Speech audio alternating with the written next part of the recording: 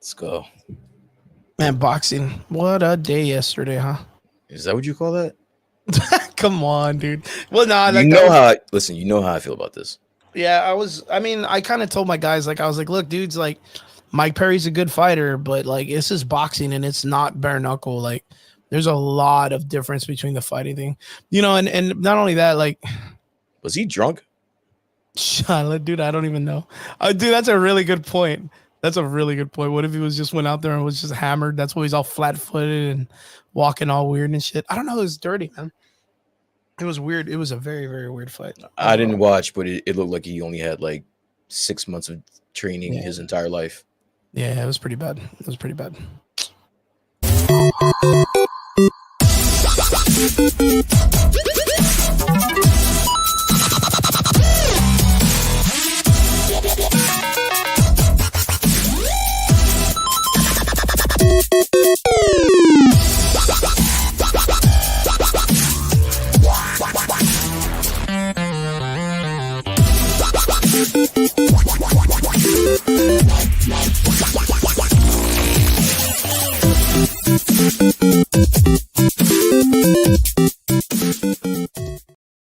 What is up? Welcome back. It's Sunday, and you're here with the Average Boys Podcast. It's your boy Crispy, and I am here with Brian D from New Jersey. Yes, Brian, sir. how's Yes, it going, sir. brother? How's it going? What's going on, bro? What an exciting week, man! What an exciting week. I mean, we're on the toes of probably one of the most. We talked about it a little bit last week, like one of the most historic situations that's ever happened in United States history with the thing about Trump and all that stuff in Pennsylvania.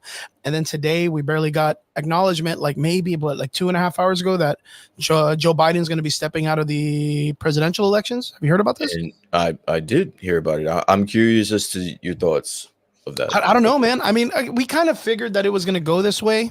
He just got coronavirus. Dude's like 80 years old. I mean, the disease itself attacks the elderly. Like, You really think he got corona, dude? You think he got I don't COVID? know. Do you think it was a cop out? You think he was like, nah, this shit sucks. I'm going to bounce. I mean, yeah. I mean, that makes a lot of sense. Like, that makes more sense. But I don't want to come to assumptions or anything like that. What Corona are is you a pretty talking rough. about? You're the conspiracy guy. What are you talking I about? am. I'm fucking super conspiracy, but I don't want to think that way, man, because So like get weird. Get weird with me, get bro. Come really on, weird with it. come on, man. 100%. I thought it was one of those things that he just kind of did it because, you saw the the assembly of people that came to sponsor Trump after the situation, which I mean, the dude came out and he rocked, bro. I mean, Nah, we talked about it like nah, we the gotta talk about it. him taking, there's been a whole bunch of breakdowns and stuff like that about the assassination attempt and all that stuff. But still, I think one of the biggest things was, the picture that's going to be in history books for the next 20 years and all that stuff of him fist up in the air, defiant against, the whole thing. Like, I'm going to give it up, man. That was a G thing, man. And I think a lot of people around the world thought that was pretty dope of him to do, to not fail in the face of diversity or and stand up against, something like so horrible to happen and show strength in that way. I thought that was really great. And I think that's just like, if you're that guy's opponent, like, what do you do? Like, you know what I mean? Like, what do you do coming back from that when it's like, it was almost like a middle of the line that everybody was still pretty diverse on who they were going to vote for. Mhm. And then this guy does something like that, and then it works in his favor in such a immaculate way when he kind of lifts his fist, and you're kind of like, fuck, this is going to be extremely hard. Like, I think I'm 100% going to lose this race. And, 80 years old, you should be enjoying the rest of your life, like not struggling to like please everybody and being in the limelight of, being ridiculed every day. Like, I think that goes for both of these gentlemen, like at their age, that it's pretty rough, being at their ages and taking this much abuse on the internet. So, yeah, when I heard that he had coronavirus, I was like, oh, what are the odds? What are the odds? But, yeah, I don't want to, poke any fingers at anybody like that or assume anything. Like, we hope that he's fine, and that if it is a conspiracy theory at 80, or if it's some type of thing, like, we hope he's cool, because that's got to be a motherfucker to try to beat at 80. So, yeah, straight up, it was kind of weird. But today we got the acknowledgement that he wrote like a press letter or something that's kind of like, yo, I'm gonna respectfully bow out and stuff like that. What about you? What did you think about it? I mean, I thought it was something that a lot of people saw coming, Okay. so it's not too much of a surprise. I guess the shock factor is still there. Feel it. Um, I don't have much for you on this, bro. I'm not one to speak a lot of politics, to be honest with you. I just like to fucking laugh at it. I think this is all a form of entertainment for me. I think that this is from start to finish going to be a fucking circus, and I think this is just another chapter in that. So True, we'll true, true. we'll we'll see. I don't think I'm a fan of either sides. I know one thing that scares me. I know that like that project 2025 shit scares the fuck out of me. As somebody that's raising a daughter, these are the things that you have to pay attention to. All the other stuff I think is bullshit. I think it's all smoke and mirrors, and things just like today. Today was a perfect example when the powers that be, when the money tells something to move, it moves. It moves. So that right there today was, if anything, for me, a show of just the power of what's going on. So I don't know how you, and that was on the Democratic side. So I don't know where you put your faith in any of that shit. I just know, as of right now, I can just take it as a form of entertainment. Well, with the fact of him falling out of the race, like this goes to anybody out in the comment section too. Who do you think would be a good running mate against or against Trump from the Democratic Party or anybody? Because that's Dude, pretty. Has jumped I don't know. 3 months. I It's got that much hype. Obviously there wasn't anybody. If this guy, if Biden won the nomination, right? If there was somebody else, Yeah. we would have either got them in or at least made it a better run. But there was nobody. Yeah, So it's kind of. I mean, I know the rumors out there on who he already uh gave Kamala Harris the the thumbs up or nod. something. Yeah, Yeah, I gave her the nod. the fedora and shit. So we have, I mean, as far as we know, I think that's where we're headed. I know there's a lot of people that are on my timeline that, love that. And there's a lot of people that are making fun of it. So I don't know. It's a weird situation. Michael Betancourt and Derpy, everybody in the comment section jumping in. First, Derpy says, let's talk about the fact that Brian has better fit than Chris. I What? always have a better. Let's correct Yo, that. look Like, at my shirt, it's, dude. it's never a Look competition. at this fucking cool shirt. Listen, I get it. The cuddle monster, I like it. I do, but I mean, it's just I mean, clothes wise aside, you're cooler than me, so that makes What do you up for a mean lot. I'm You're not way cooler cooler. than you? You know You're what, dude? way cooler than me, dude. I'm always so jealous of you and Triggs because you guys can grow like just a full ass beard, dude. I can't do that. My cheeks don't Listen. grow All that right, way, so dude. I'm short, right? So I can't have everything. If God would have made me or whatever made me 6'1" or even 5'10", Conquering, bro. it would be You would have conquered everything. yeah. You would conquer everything, man. But that's like all of us, ain't it? Like, I mean, fuck, I'm like 5'6", 5'7". So I got the Like, beard. That's what I got. yeah, I didn't you get the got a height. I got great the beard, beard. man. I Great beard. appreciate it. Dude. Awesome, awesome. And Michael Betancourt says it is Kamala being endorsed by Biden currently, and I say double down. Harris is as president, AOC as vice president. Oh yeah, It sounds good. It All right. sounds good on paper. It's just the Yeah. fact that if you thought it was bad when Biden got in with Harris, dude, I think it's going. If you have AOC anywhere, and I love her by the way, but if you have her anywhere near a ballot, bro, this place is gonna go fucking batshit crazy. I Yeah, can it's gonna assure go a you. little rough. I can I assure you. mean, For but some I reason, a lot mean, of people just don't like that lady. I don't know. which one, AOC? Yeah. Yeah, it's been that thing. Hey, you know what? But I say like, win or lose, if you get the opportunity and you get that 4 years, you deserve it. You know, I'm one of those people. I voted for Trump in the last election because I thought he would have done okay. I wasn't a big fan of Joe Biden at the time because I wasn't a fan of some of the stuff he did in the past and his works. But Joe Biden won and he got his 4 years, and I sat through it and I shut my mouth because I think everybody should be that way and just support whoever wins, man.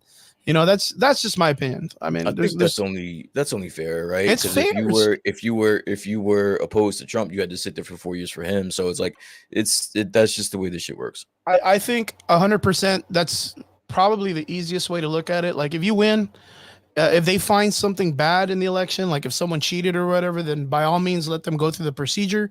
But if they don't, just let them run their 4 years, man. And then all you can do is wait for the next election and then do your best and vote for whoever you want, and hopefully they win. I don't understand where people can sit there and complain like they're the third year in and they're still complaining that Joe Biden won or Trump won or whatever. I'm just like, dude, like you're in the mix, bro. Like just do your best on the next one. Like that's it. That's all you got to do. So yeah, I mean, you know, for a lot of the factor, you know, Joe Biden went in, did his job as much as he could, win or lose. Like it's just going to happen to be, you know, the next election and whatever. And I think right now we can all kind of agree that Trump's kind of like in the lead for the situation, and we don't know where it's going to lead. I mean, we still have 3 months for someone to come in and do justice and try to do it. I think I'm on board with you when it comes to that project thing. Project, what is it? 255 or what is it? 255, Project 55 or something, right? It's 2025. Yeah. Yeah, I'm not much for like a lot of protocol when it comes to people coming and telling you how you have to do it. You know, there are certain. Are you familiar? Are you familiar with Project 2025? Just we don't have to stay here. I'm not gonna lie. I don't know anything about it really. Okay. All right. Yeah. Well, listen. This isn't. I'm not gonna political the fuck out of this show. Just do your homework. Look it up. Like what I want to ask is Cliff Notes wise, like what is it? Like just Cliff Notes. Like if basically you could, like, just giving more power to the government. If you're gonna sum okay, it up, you see, like I don't like that kind of shit. That's like I'm not a big fan of that. That's what's being proposed. And so, and again, there's subdivisions that will affect individuals and all that stuff. We don't got to go through that here. But basically, it's just giving more power to the government. So see, like, I'm not a big fan of that kind of shit, man. It's literally like an episode of The Boys. It's literally like what's going on. It's so weird. Well, I mean, it's, you know, writers write for what the, you know, the positions that they're in or they see, and they kind of speak from inspiration in their real day lives. So yeah, but that's really, I don't mean to cut you off, but that's really like specific. Like what do you mean? That's just really eerie that, you know, we're on the brink of that, and it's like the season finale and like the main plot of a TV show that we watch. Yeah, but that's like what's the other one? Black Mirror. Black Mirror hits it. You know, The Simpsons have hit it a million times. You know, there's so many shows that can write about it because of the fact it's just crazy that But during the same time, like at the same time, at the same time period. That's the weird part. The Simpsons were predicting things that didn't happen for like 10 years. So yeah, like that's just whatever. This is doing it right now. Yeah, it's kind of weird. Derpy asks, well, Brian Betancourt says, or Michael Betancourt says, government controls damn near everything and outlaws a lot in our lives. 100%. And Derpy says, Black Ops 2 had a woman president, just saying that took place in 2025, but hey, it's just a video game. And then says, Brian and Chris, have you ever played Black Ops 2? Huge fan of Treyarch Zombies. I've had this conversation like 28 million thousand times. I don't want to even bring Brian down. I was gonna say, bro, like Brian's about to be like, fuck no, dude, don't even bring it up. Black Ops 2, great game. I'm pretty excited for Black Ops 6 that's coming out.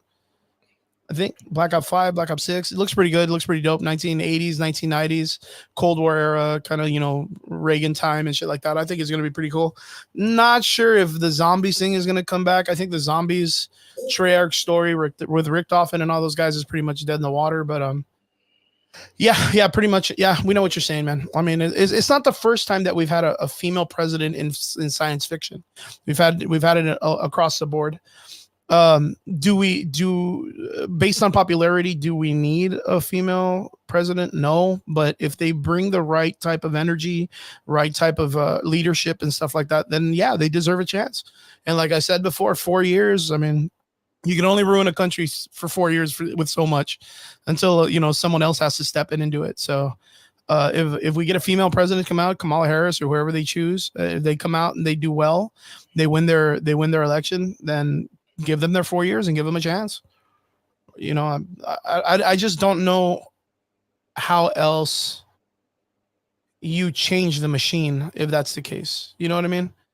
Like, I don't know how much more you could change the machine for I think I've said this, before when we do our conspiracy talks, but like there's there's been a small group of people that are almost like super connected that have all been in charge of the country for up most 8, 9 years, 12 years, 13 years. So like the opportunity to get people who aren't a part of that establishment, aren't a part of that group or that fraternity or whatever you want to call it, like, cool. Like we get some difference, we get some change, we get some opportunities to see how else another group can run the country and whatnot. But ain't gonna lie, exciting times, man. All those 4 years, every time some shit pops off and people are mad, like, boy, does shit get exciting. So yeah, now we're off to a new election. Like we said, Joe Biden has, I guess, fallen out of the race. He's done. He'll be done in January, right? When the new president will step in. I think it's around January. So yeah, we'll see what happens. It'll be exciting times. Other than that, what else? Really didn't game much. Doing some photography, some video. Fight week for my two gentlemen, Andrew Gonzalez and Eddie Flores, my two boys that are fighting out of my gym. Super excited to see these. I got the hiccups so bad. Super excited to see my guys fight this weekend. Brian, we had some fights yesterday. I do not know if you got to see it, but the great legend, what's his name? Jake Paul versus Mike Perry, the bare knuckle champion, Mr. Violence himself, Platinum Mike Perry. Did you get to watch the fight or no? I did not. No. We got to see it last night. We did it. How was it? Style. Wait, first off, where were you watching this? Because I saw in the chat that you were saying that they kept going out. So where were you? Where we're watching who's home? By that shit. Whose home were you in? Your home? Yeah, we're at home. We just had on Discord. Yeah, I was just watching it at home. But like, I wasn't gonna pay for that shit. I don't support it. No, I agree with you. I mean, I wouldn't pay for it either. But so how was it? But you know what? Like, before stepping into it, I didn't have high hopes for Mike Perry. I think everybody else because the style. If you go back, he was mediocre when it came to the top divisions in the MMA world. Like when he was fighting, he was mediocre. He was getting outstruck by mostly everybody in his division. He came in, he did some damage, but he didn't have a prominent record. He had a prominent record in bare knuckle, but the style and the fighting is a million times different. Damage faster, smaller amount of time. You get cut faster. You get your, it only goes 2-3 rounds at the max. Like, there's a lot difference when it comes to, having your knuckles padded and being able to just work with the concussion style energy than it does with the actual like knuckle touching bone to bone. Yeah, let me ask you a question. Do you think his name Jake Paul? That's the one that fought last night, right? Jake, yeah, younger brother. You think he's on steroids? Well, fucking 200. He gained 20 pounds overnight, which I'm not saying that's bad because that's weight cut, but I didn't think he was that fucking big. Mike Perry was fighting or went up 20 pounds. He usually fights like 185. So like that was the weight class was like, if you go back, I mean, I know you didn't get to watch the fight. Literally in the first round, like Jake Paul throws an overhand, connects with Mike Perry blocking, and the clubbing still knocked him over. And that's when everybody was like, oh, first round knockout. And it's like, no, that wasn't a knockout. That literally like was weight, poof, pushing him down to the ground. Yeah. Like you could tell that was a huge amount of weight. The only thing is, I think you saw in the chat when I was saying, like, if he takes him into the fourth round, there is a possibility that Jake could be in a bad problem because of the weight advantage, right? Because he's carrying a lot more. And you can see where he like deteriorates and he starts to get tired. And Mike Perry had a moment where he was, finding his pace, walking his hands down, moving and kind of like stalking. But the style of Mike Perry that he's been doing for several years does not work in his favor in that nature. He has to have head movement and he has to be light on his feet. And he had like zero of that. Like it was weird. Cause even you asked earlier, hey man, you think Mike Perry was drunk? And I was like, fuck, I didn't think of that because he looked really weird, man. He looked extremely weird when you watch him fight. No head movement, walking Jake Paul down, flat-footed, walking with his heels, like punching with his feet flat, not rotating his hips. Like there was a lot of things there. The only thing that he had was like this lead like slap hook in the front hand where he would just like lead and slap it. Not even like rotate in to throw it or nothing like that. Like there was no body mechanic. But the biggest thing was just like he took every punch. Like if you probably look at the landings, like Jake Paul probably looked like the best boxer in the world because he landed the fuck out of everything in those rounds. I'm having a hard time believing that. All right, so let me ask you a question. Mm-hmm. So you said that you asked me earlier if I saw the fighting, the boxing, Yeah. and I said what is that what you call it? To you, sir, I ask, is this boxing to you? Like, No. are you entertained by this shit? You know what? I like the debacle and the oddity of it. Okay. It's kind of like celebrity deathmatch. Yeah, that's pretty much what it reminds me of. But okay. I don't believe. So I don't like it. I don't like it at all. And one of the big things that a lot of people don't get is like Jake Paul. He could be the biggest piece of shit that you know, but he's the biggest, richest piece of shit that you know. And he has scientific people that boxing analyze and all this stuff. And they literally handpick every dude that Jake and Logan should be fighting so that they can get their win. Like they have boxing analysts that are there all times telling who they need to pick on. Like 100%. Like I mean, come on, dude. Like I'm having a hard time. I'm just having a really hard time believing that none of these people, even if they're handpicked, right? It's a fight. So I'm having a hard time believing that they can't even get lucky. Like they can't land a lucky shot or get something that'll. I have never seen these kids damaged before. Like that's weird. I mean, Tyson Fury's little brother did damage on him. Yeah, that's right. But he's a boxer. You know, he knows he's expected to understand that. You know, you look at look at Conor McGregor, one of the most prolific MMA fighters in history as of today. Highest paid, highest grossing, most watched, everything you name. Conor McGregor's done it. Yeah. In his whole entire career before he fought Mayweather, he had only thrown 75 to like 85 punches in his entire career of MMA. And in one round, Mayweather's throwing 75 in just one round of one boxing match. The output of punches that you're taking and the style of punishment you're taking is way more than what you do in MMA.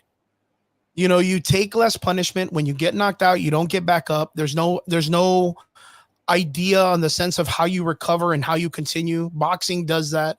You know, the damage that boxers take in the brain is a lot more worse than MMA. Even though you may take one or two hits concussion wise in MMA and be out, the fight is over. You don't go past that. In boxing, you can get clipped and be fucking rocked to shit. And if you stand up and look good, the ref will be like, good, he's got it. Let's go. Let's go. Keep him getting his ass kicked and taking more official damage to the brain. And like I said before, the 4-ounce fight, the 4-ounce gloves, the kicking with no shin pads, no elbow pads, no knee pads, you know, the damage to MMA is so fast. Again, the body takes it and that's it. Like you get cut and that's final. In boxing, it takes a while to get cut because the gloves are way bigger. You know, you're just taking a lot of input to the body and a lot of input to the brain. And I think understanding that is like doing jujitsu. Like the way you breathe standing up is not the same way you breathe when you're on the ground doing jujitsu. Like it's a different format. You have to be able to change how you're approaching the fight if you get taken to the ground. And I think boxing is the MMA guys aren't understanding that approach. And when you got MMA guys, top elite fighters in the world that are, you know, top of the breadwinners, champions of UFC or in some company, they're not going to take, you know, basic criticism as to how you need to go into boxing. They're going to be like, nah, bitch, I do this shit. I do this shit all the time. Let me ask you something, since you're pretty knowledgeable when it comes to the fighting game too. Alex Pereira called out Jake Paul. Yeah. And Alex Pereira is probably one of the most interesting MMA fighters in the last like decade. I would say 5-6 years, you know, pretty much kind of like a John Jones, a TJ Dillashaw. He kind of Anderson Silva embeds himself in a bunch of different martial arts, including boxing as a sport. You know, he kind of puts himself out there to kind of understand martial arts in a whole rather than in each individual thing. Are we talking MMA fight or are we talking boxing fight? Boxing. Then if it's boxing, he doesn't stand a chance. You think you still think I saw him get knocked. I saw him get knocked out before. Easy. By the Israel Adesanya, right? The Israel Adesanya. Okay. Yeah, I've seen it. Yeah. Like I've seen him get knocked out before. I think that all of these guys just need to. This is again another. I'm just surrounded by fucking circuses and freak shows. Like this is just another fucking shit show. To me, this isn't boxing. This is just a reality fucking fighting, basically. And I guess you get what you pay for. I would never pay for any one of these Logan and Jake Paul fights. I would never pay for any of that shit. I'd rather just go on Instagram and Twitter afterwards and see the highlights, just like I did last night. And in one of those things, like Sal Segura, good to see you, man. Haven't seen you in a while on the chat. Good to have you back.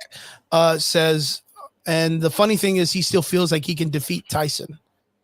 Like, you know, we don't gotta dive into it because we fought about this before, right? And listen, don't bring up Tyson. He doesn't need to be in anyone's ring anymore. It's clear now. Like before, when I was saying it, everyone was like, "Yo, Brian, shut the fuck up. We want to see the fight," but he pulled out because he got hurt. You know what I'm saying? So now, like, I'm that kind of validated in what I was saying.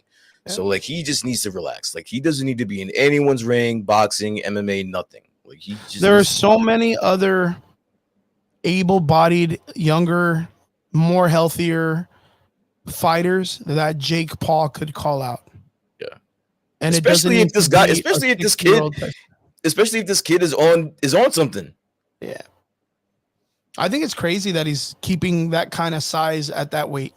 I didn't know he was that big. He's like a short fucking Ivan Drago, bro. Yeah, dude, he's really big. Like, I didn't understand how much of the weight advantage that he had against Perry last night until like mid-round. They were like, oh, man, and, you know, Jake, he looks great. He moved up 20 pounds and he's able to move that body. And I was like, 20 pounds, he missed weight by 2 pounds, 3 pounds. His he literally missed weight on the scale. His fucking head looks like that it's like 3 times the same size. I think that deserves another pause, so I'll say pause again. But, like, that's crazy. I don't know. I kind of feel like it's like what you said. Like, it's a circus. Like, what this guy's running is like celebrity deathmatch, pretty much. Like, you know, you don't have to roll in any country. You just kind of do it. You know, it's like a party concert going on. You know, you have, I don't know, fucking Eminem swinging from the rafters. You know, fucking doing a bunch of. This guy came in like a chariot and. Like real Deontay Wilde and all this other stuff. I mean, if I knew I was gonna go in here and beat the shit out of this guy, I would have probably rode in a chariot. It's a bare knuckle champion, right? Yeah, hell yeah. He is tested for drugs, but like, you know, it's not too far fetched what you could do when you have the money, man. I mean, it's boxing, bro. Like, boxing's been one of the most corrupted sports since. You know, fucking Don King and all those guys back in the day. It's been rough around the thing. You know, it's surrounded in Vegas by mobsters from back in the 80s. Like, it's a corrupt sport. Canelo Alvarez got caught with performance-enhancing drugs in the system, and nothing ever happened. And not only that, he fucking told people that he got it from eating meat, dude. Yeah. Like, that is not how fucking steroid testing works. I read somewhere that he would have had to eat the whole fucking cow.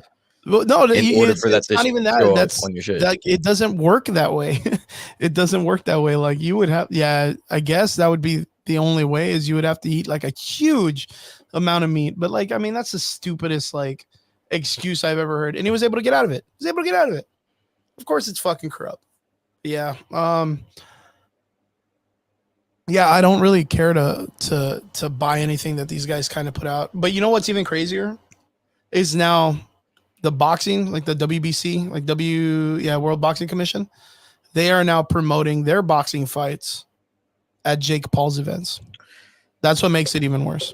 I mean, you always got to follow the money. Let me ask you a question though. Like, I know when I watch a really good boxing match, how I feel afterwards, right? Like, I feel like I just witnessed something great, or you know, I just witnessed something that I'm gonna remember for a very long time. When you watch a Jake Paul fight, how do you feel after?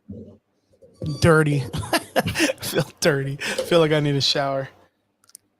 You know what I really think? I feel like I just watched an episode of Jackass. Yeah, I feel like the fucking Johnny Knoxville versus Butterbean in the clothing store.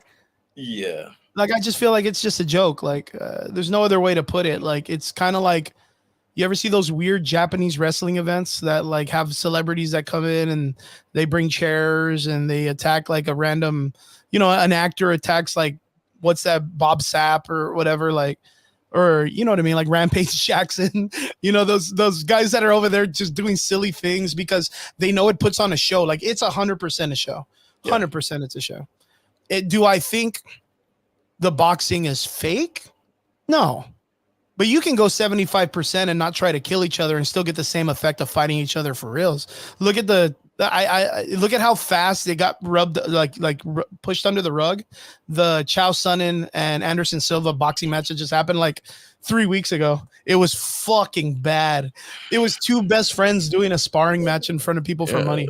I mean, what part about that sounded there was no way interesting to you? Yeah, see, I didn't even know that was these guys. They respect each other way too much to get into the rivalry they used to have back in the day. You know what I mean? They respect each other way too much, like best friends. They've been at each other's bar mitzvahs or colonoscopies, or they're way too good to each other, man. They're way too. You see, I'm doing it. I'm doing it, Brian. That was my first hit for the laugh today. You gotta smirk. I got a response to it. You got a response. But like, you know what I mean? Like, you're not gonna get the same fights. It's like That's like when what was it? The Paul brother fucking came after the Diaz brother. What was it? Yeah, Jake Paul versus Nate Diaz. And Nate Diaz was like, yeah, I'll take this fight or whatever. And he took it and he was fucking doing poses and running and shit because he was not going to take that shit serious. Like you got what you expected. And what I got last night is not what I expected because I wanted fucking Perry to act like a dumbass. Like I wanted him to. Let me ask you a question. Do you think there's money in beating this kid or these kids? Or do you think the money is in letting them win and have their streak and their records, on the incline? No, on the incline so that, it provides bigger opportunities and paydays for the next fight and then the next fight and then the next fight. Well, the money might be in that. As opposed to one of these guys going out there taking it seriously and then beating the shit out of one of these kids, and now no one wants to watch him fight again. It's real crazy because it kind of goes with like the source of like or like the idea of like pro wrestling, like that you can go out, put on a show, and not do real damage to each other. Yeah. Right. Like you can go in and kind of get away with some like light contact and some head movement and some debauchery, and that again, I understand what you're saying. But if that's what they're doing, number one, I couldn't tell you because I don't watch. But if that's what they're doing, then it's aren't people going to get tired of that? Yeah, 100%. When they can just watch Terrence Crawford beat up on somebody or fucking Tank Davis go fuck somebody up, Canelo Alvarez. You know what I'm saying? Right now in boxing, there's a lot of great fighters. Some of them in the same division and weight class. Like boxing is probably the best it's been for a while. So why would I want to fucking watch that other bullshit? Like that doesn't make sense to me. Because to get the fights in boxing that we want, most of the boxers don't want to take them because they say they're under, so it takes them a million fucking years. Well, who the fuck is asking for a Jake Paul fucking was it Perez? Who was it? Perry. Like who the fuck was asking for that? No one's asking for that, but it makes money. It makes more money than those boxers are going to make when they wait for it. I'm trying. I'm really trying to understand. I'm 100% in the boat with you. Like I think it's a travesty to see that the leading sport in boxing or the leading organization in boxing is what Jake Paul is doing. Like the DAZN fights, because they're making the money that the other fights should be making. You know what I mean? But the factor that you like, let's say you take what was that guy that just fought not Crawford, it was Haney, right? Look, my camera just changed. Remember I told you I was going to do that? My camera, I'm using a GoPro today, so it's just kind of I like that. Leave it right there, bro. I have no control. It's just it's whatever it feels is just going to change. I like that. Listen, everybody in the comments, I want to know if you guys give this angle a thumbs up. I like it. What's up? I like this because it makes me feel like a skater, like a skating video, like the fucking fish islands and shit. I feel like I'm gonna do an ollie off. And it gives a better view of your shirt, your Cuddle Monster shirt. Yes, sir. There you go. My grappling shirt. So when I walk into wrestling and I'm like, hey guys, what's up? Like, do you have that same menacing face on when you say that? All the time, dude. All the time. Yeah. I just have like that, like I'm ready to fucking, like I'm ready to do damage. It's fun. It's fun.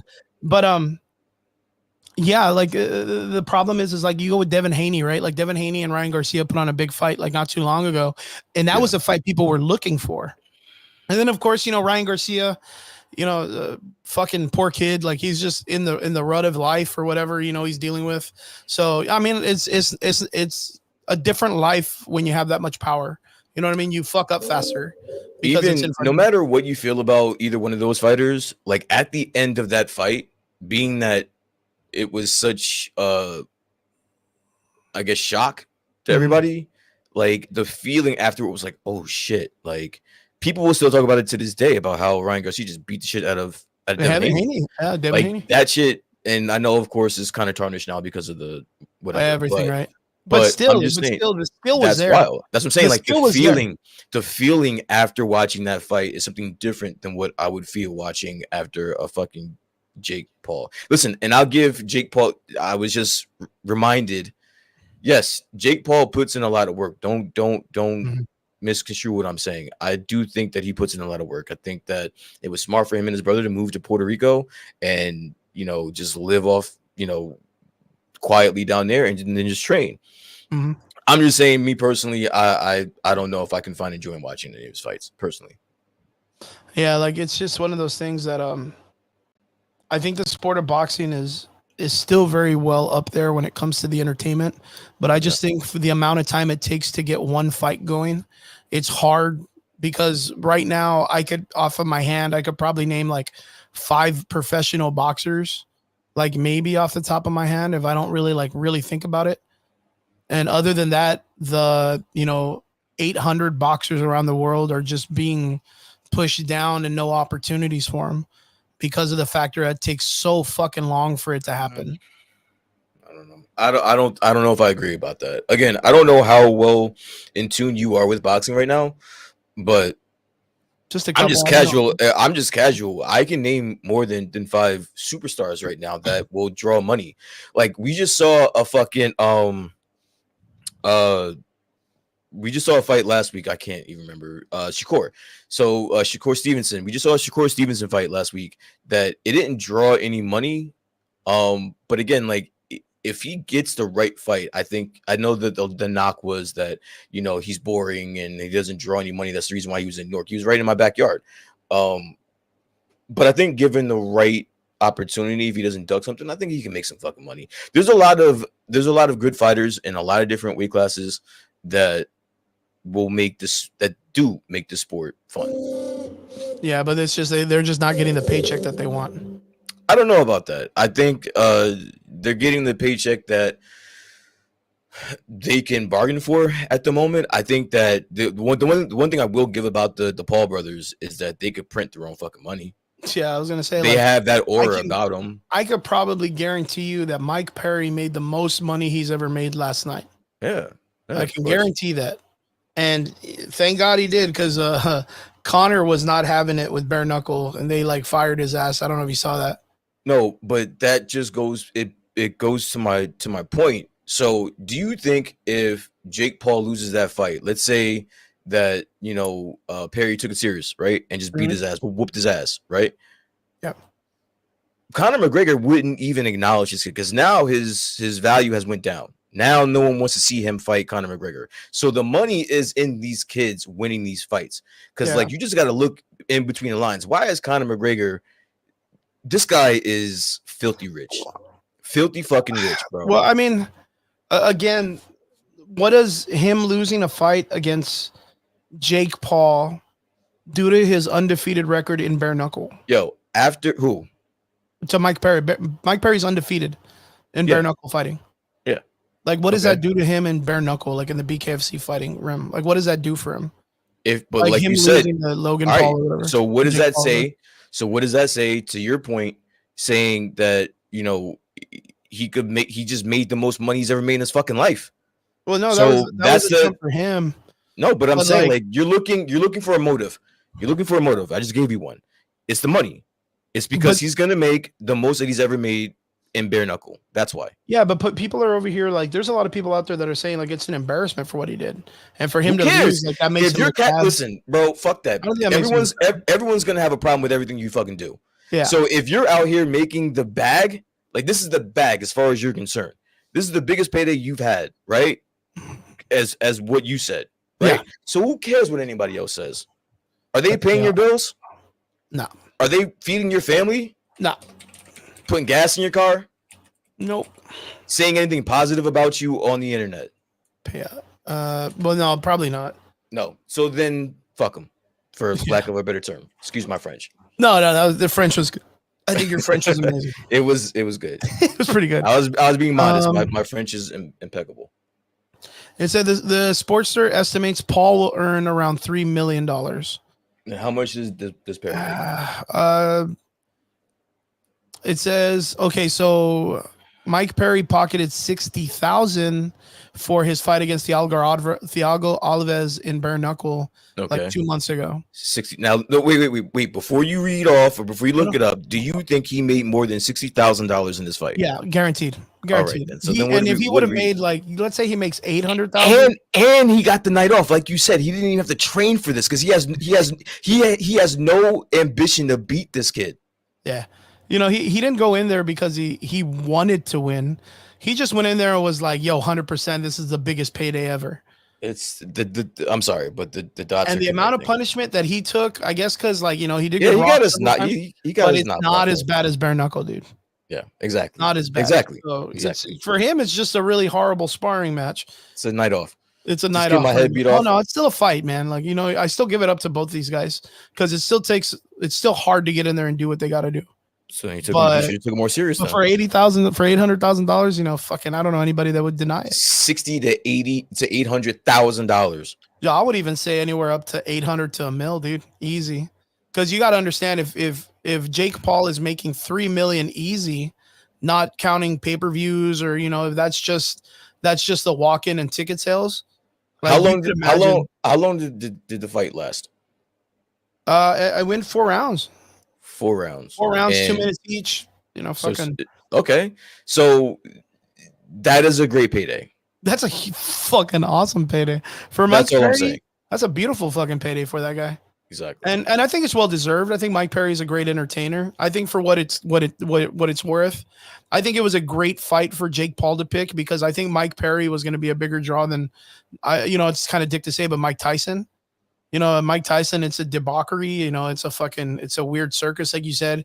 At least with Mike Perry, you at least have that, like, man, I really think Mike Perry can knock him out or whatever. You know what I mean? Like, you have that desire to think that there's a chance that you may get your marbles out of this. You know what I mean? So, hold on really quick. Let me ask you a question. So, this fight that you just watched, does this make you want to watch the next one? No, I didn't want to watch it before this one. Okay, all right. Yeah, I don't want to watch it. All right. So the real question is, are you gonna? I know you don't want to, but are you gonna check out the next one? Yeah, I'm gonna watch it because I'm not. It's either that or I'm gonna play fucking Fortnite.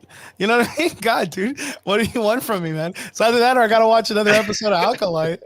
You know what I mean? Fucking shit, dude. That was. Dude, what are you gonna choose? The season finale Acolyte or Mike Perry versus Jake Paul?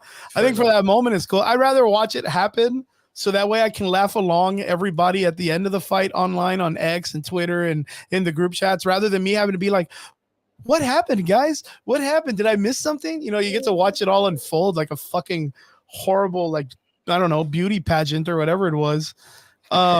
Derby said play Fort. Yeah, you know what I mean? It's like those fucking weird concerts in Fortnite that you want to attend, but sometimes you're just too busy. Oh, wait, I'm not gonna let you do that. The concerts they're pretty dope. In Fortnite are fucking they're pretty dope. I don't know how the Eminem one was because I really wasn't a big fan of that one too much. But thank God it had the previews into the next season because then that's the only thing that kind of made it better. But yeah, dude, straight up, like yeah, I'm never excited to see any of those fights. The only way I'm excited to see those fights is just to see, like, the Diaz fight, like I said, just to see him do his running around and lay down on the ground or make fun and point at him or try to slap Jake Paul, like those little silly things. Yeah. When I saw Mike Perry go out there yesterday and try to look serious, I was like, oh no, this is gonna go bad. Like, this is gonna go bad. I wanted it to be that, like, do you ever see? Okay. By chance, the bare knuckle world. Have you ever seen that picture or the little gif of Mike Perry spitting the blood out? Probably not. What okay, there's a really, really crazy picture of him like spitting just like a large amount of blood out of his mouth and looking like just the most craziest motherfucker you don't want to run into. That Mike Perry was not there last night. Like the Mike Perry last night looked like a dude who lifted weights and wanted to jump into a sparring match at a boxing gym. Like that's what he looked like. It was pretty wild, man. Pretty fucking wild. But yeah, I really don't know what else to talk about past that, being the fact that, Mike Perry really didn't do a great job, didn't represent, the MMA community nor the bare knuckle community. It is two different environments. So, yeah, Brian, if you had a chance, if you were sitting there in the planning department of this guy's organization, what would you think would be after this? Because of course, like Mike Perry, In whose guys' undefeated bare knuckle organization? champion. What do you think to make the right move to look more legitimate? What do you think Jake Paul would need to do? I don't know. I don't care. I mean, I'm gonna be honest with you. I know I'm here to give my thoughts and opinions, but I'm just so checked out from like Jake Paul and his shenanigans and Logan Paul. Like I just don't care. Like you're asking me, I'm telling you, I don't watch his fights for the fact that I'm over him, and you want me to pick someone for him to fight. I really could not care. I couldn't care less. True that. I'm not watching. I'm not gonna watch. Who would you pick? That's a better question. Who would you pick? Since you're gonna watch it anyway, you might as well be entertained. I wouldn't mind them finding someone that's like part of like what's that? Like a kickboxing organization, like more of a kickboxer. So it's more of like a stand-up striking person. Okay. So now you're asking the kid. Now you're asking the kid to not only shoot up, because he's not gonna fight a boxer. You want him to start? He's not gonna fight a boxer. So you might as well fucking fight fucking, I don't know, Steven Seagal. You know what I mean? Fucking choose someone else. I don't know. It's yeah, it's a weird call in. So who would it be? Who would you pick? Fuck, off the top of my head. I mean, maybe like a Raymond Daniels. Okay, who the like fuck a Raymond is that? Daniels? He's more of an American kickboxing guy. He's the one. I don't know if you've ever seen highlight reels where he's the one that or even Michael Venom Page. Michael Venom Page has done kind of like boxing stuff before. He strikes more than he grapples. Doesn't have really a lot of wrestling. Just focuses more on the striking. He may be able to stand longer. Like just someone that would be closer to boxing rather than an MMA fighter with grappling. But where's the money in that though? Who the fuck is gonna know these people? Yeah, no one's gonna know who that. Well, Michael Venom Page maybe, because he's like a really big, flashy MMA fighter who barely got into the UFC recently, but he was always real popular. The people that are Jake Paul fans are gonna buy this ticket and buy the pay-per-view. Who would they want to fight? Do they think? No. Do you think they know who that person is? No. All right. Yeah, no. But I get it. If that's who you want to, if that's who you want to see face him, I hope you get it. I ain't gonna know. I'm not watching that. Maybe like Salt Poppy or something, dude. You know what I mean? That would draw money. Yeah, that would be more money because that's the only other guy that I could think that's taking the boxing serious. Salt Poppy, yeah. So yeah, I think that would be a good. But yeah, okay. Onwards into our nerd talks. Brian, sir. I believe someone said it earlier in the comments. It was probably Biggie, knowing how big of a fan he is. Okay. But I must say, happy Deadpool week. We do have our last official trailer. It is the week of weeks. We're about to break. Marvel is about to break at least $1 billion. Yeah, hopefully. The Jesus Christ of Marvel has returned. He is going to come in and save, and we're gonna automatically forget Phase 4. It's gonna come out in the movie that a villain made the writers bad, and that's why Phase 4 was bad. And Deadpool's gonna stop him and bring back Marvel and smack it all back together. How do you feel? Deadpool 3. It's the week of weeks. You already have your tickets. You excited? I was excited 2 months ago when I bought my tickets, dude. Like I knew that this, out of all the next projects coming out, this was the one to watch. This was the one to this is the one to pay attention to. So yeah, I got my tickets as soon as they dropped the same day. Just so I didn't run into that situation where I can't get the ticket that I want. Come time, because I think, you know, if you try to get a ticket now at this point, you're pretty much screwed. Because now I think with all the trailers and the hype and everything like that, I think the tickets are just about gone. By chance, the one that you what are you wanted to most see excited anyway. for with the film? What are you looking forward to? What have you heard? You know, what are your like? Oh man, I really hope that happens. Let's see what's up. You know what? I think the hype has been built so much around the cameos that I hope that lives up to the hype.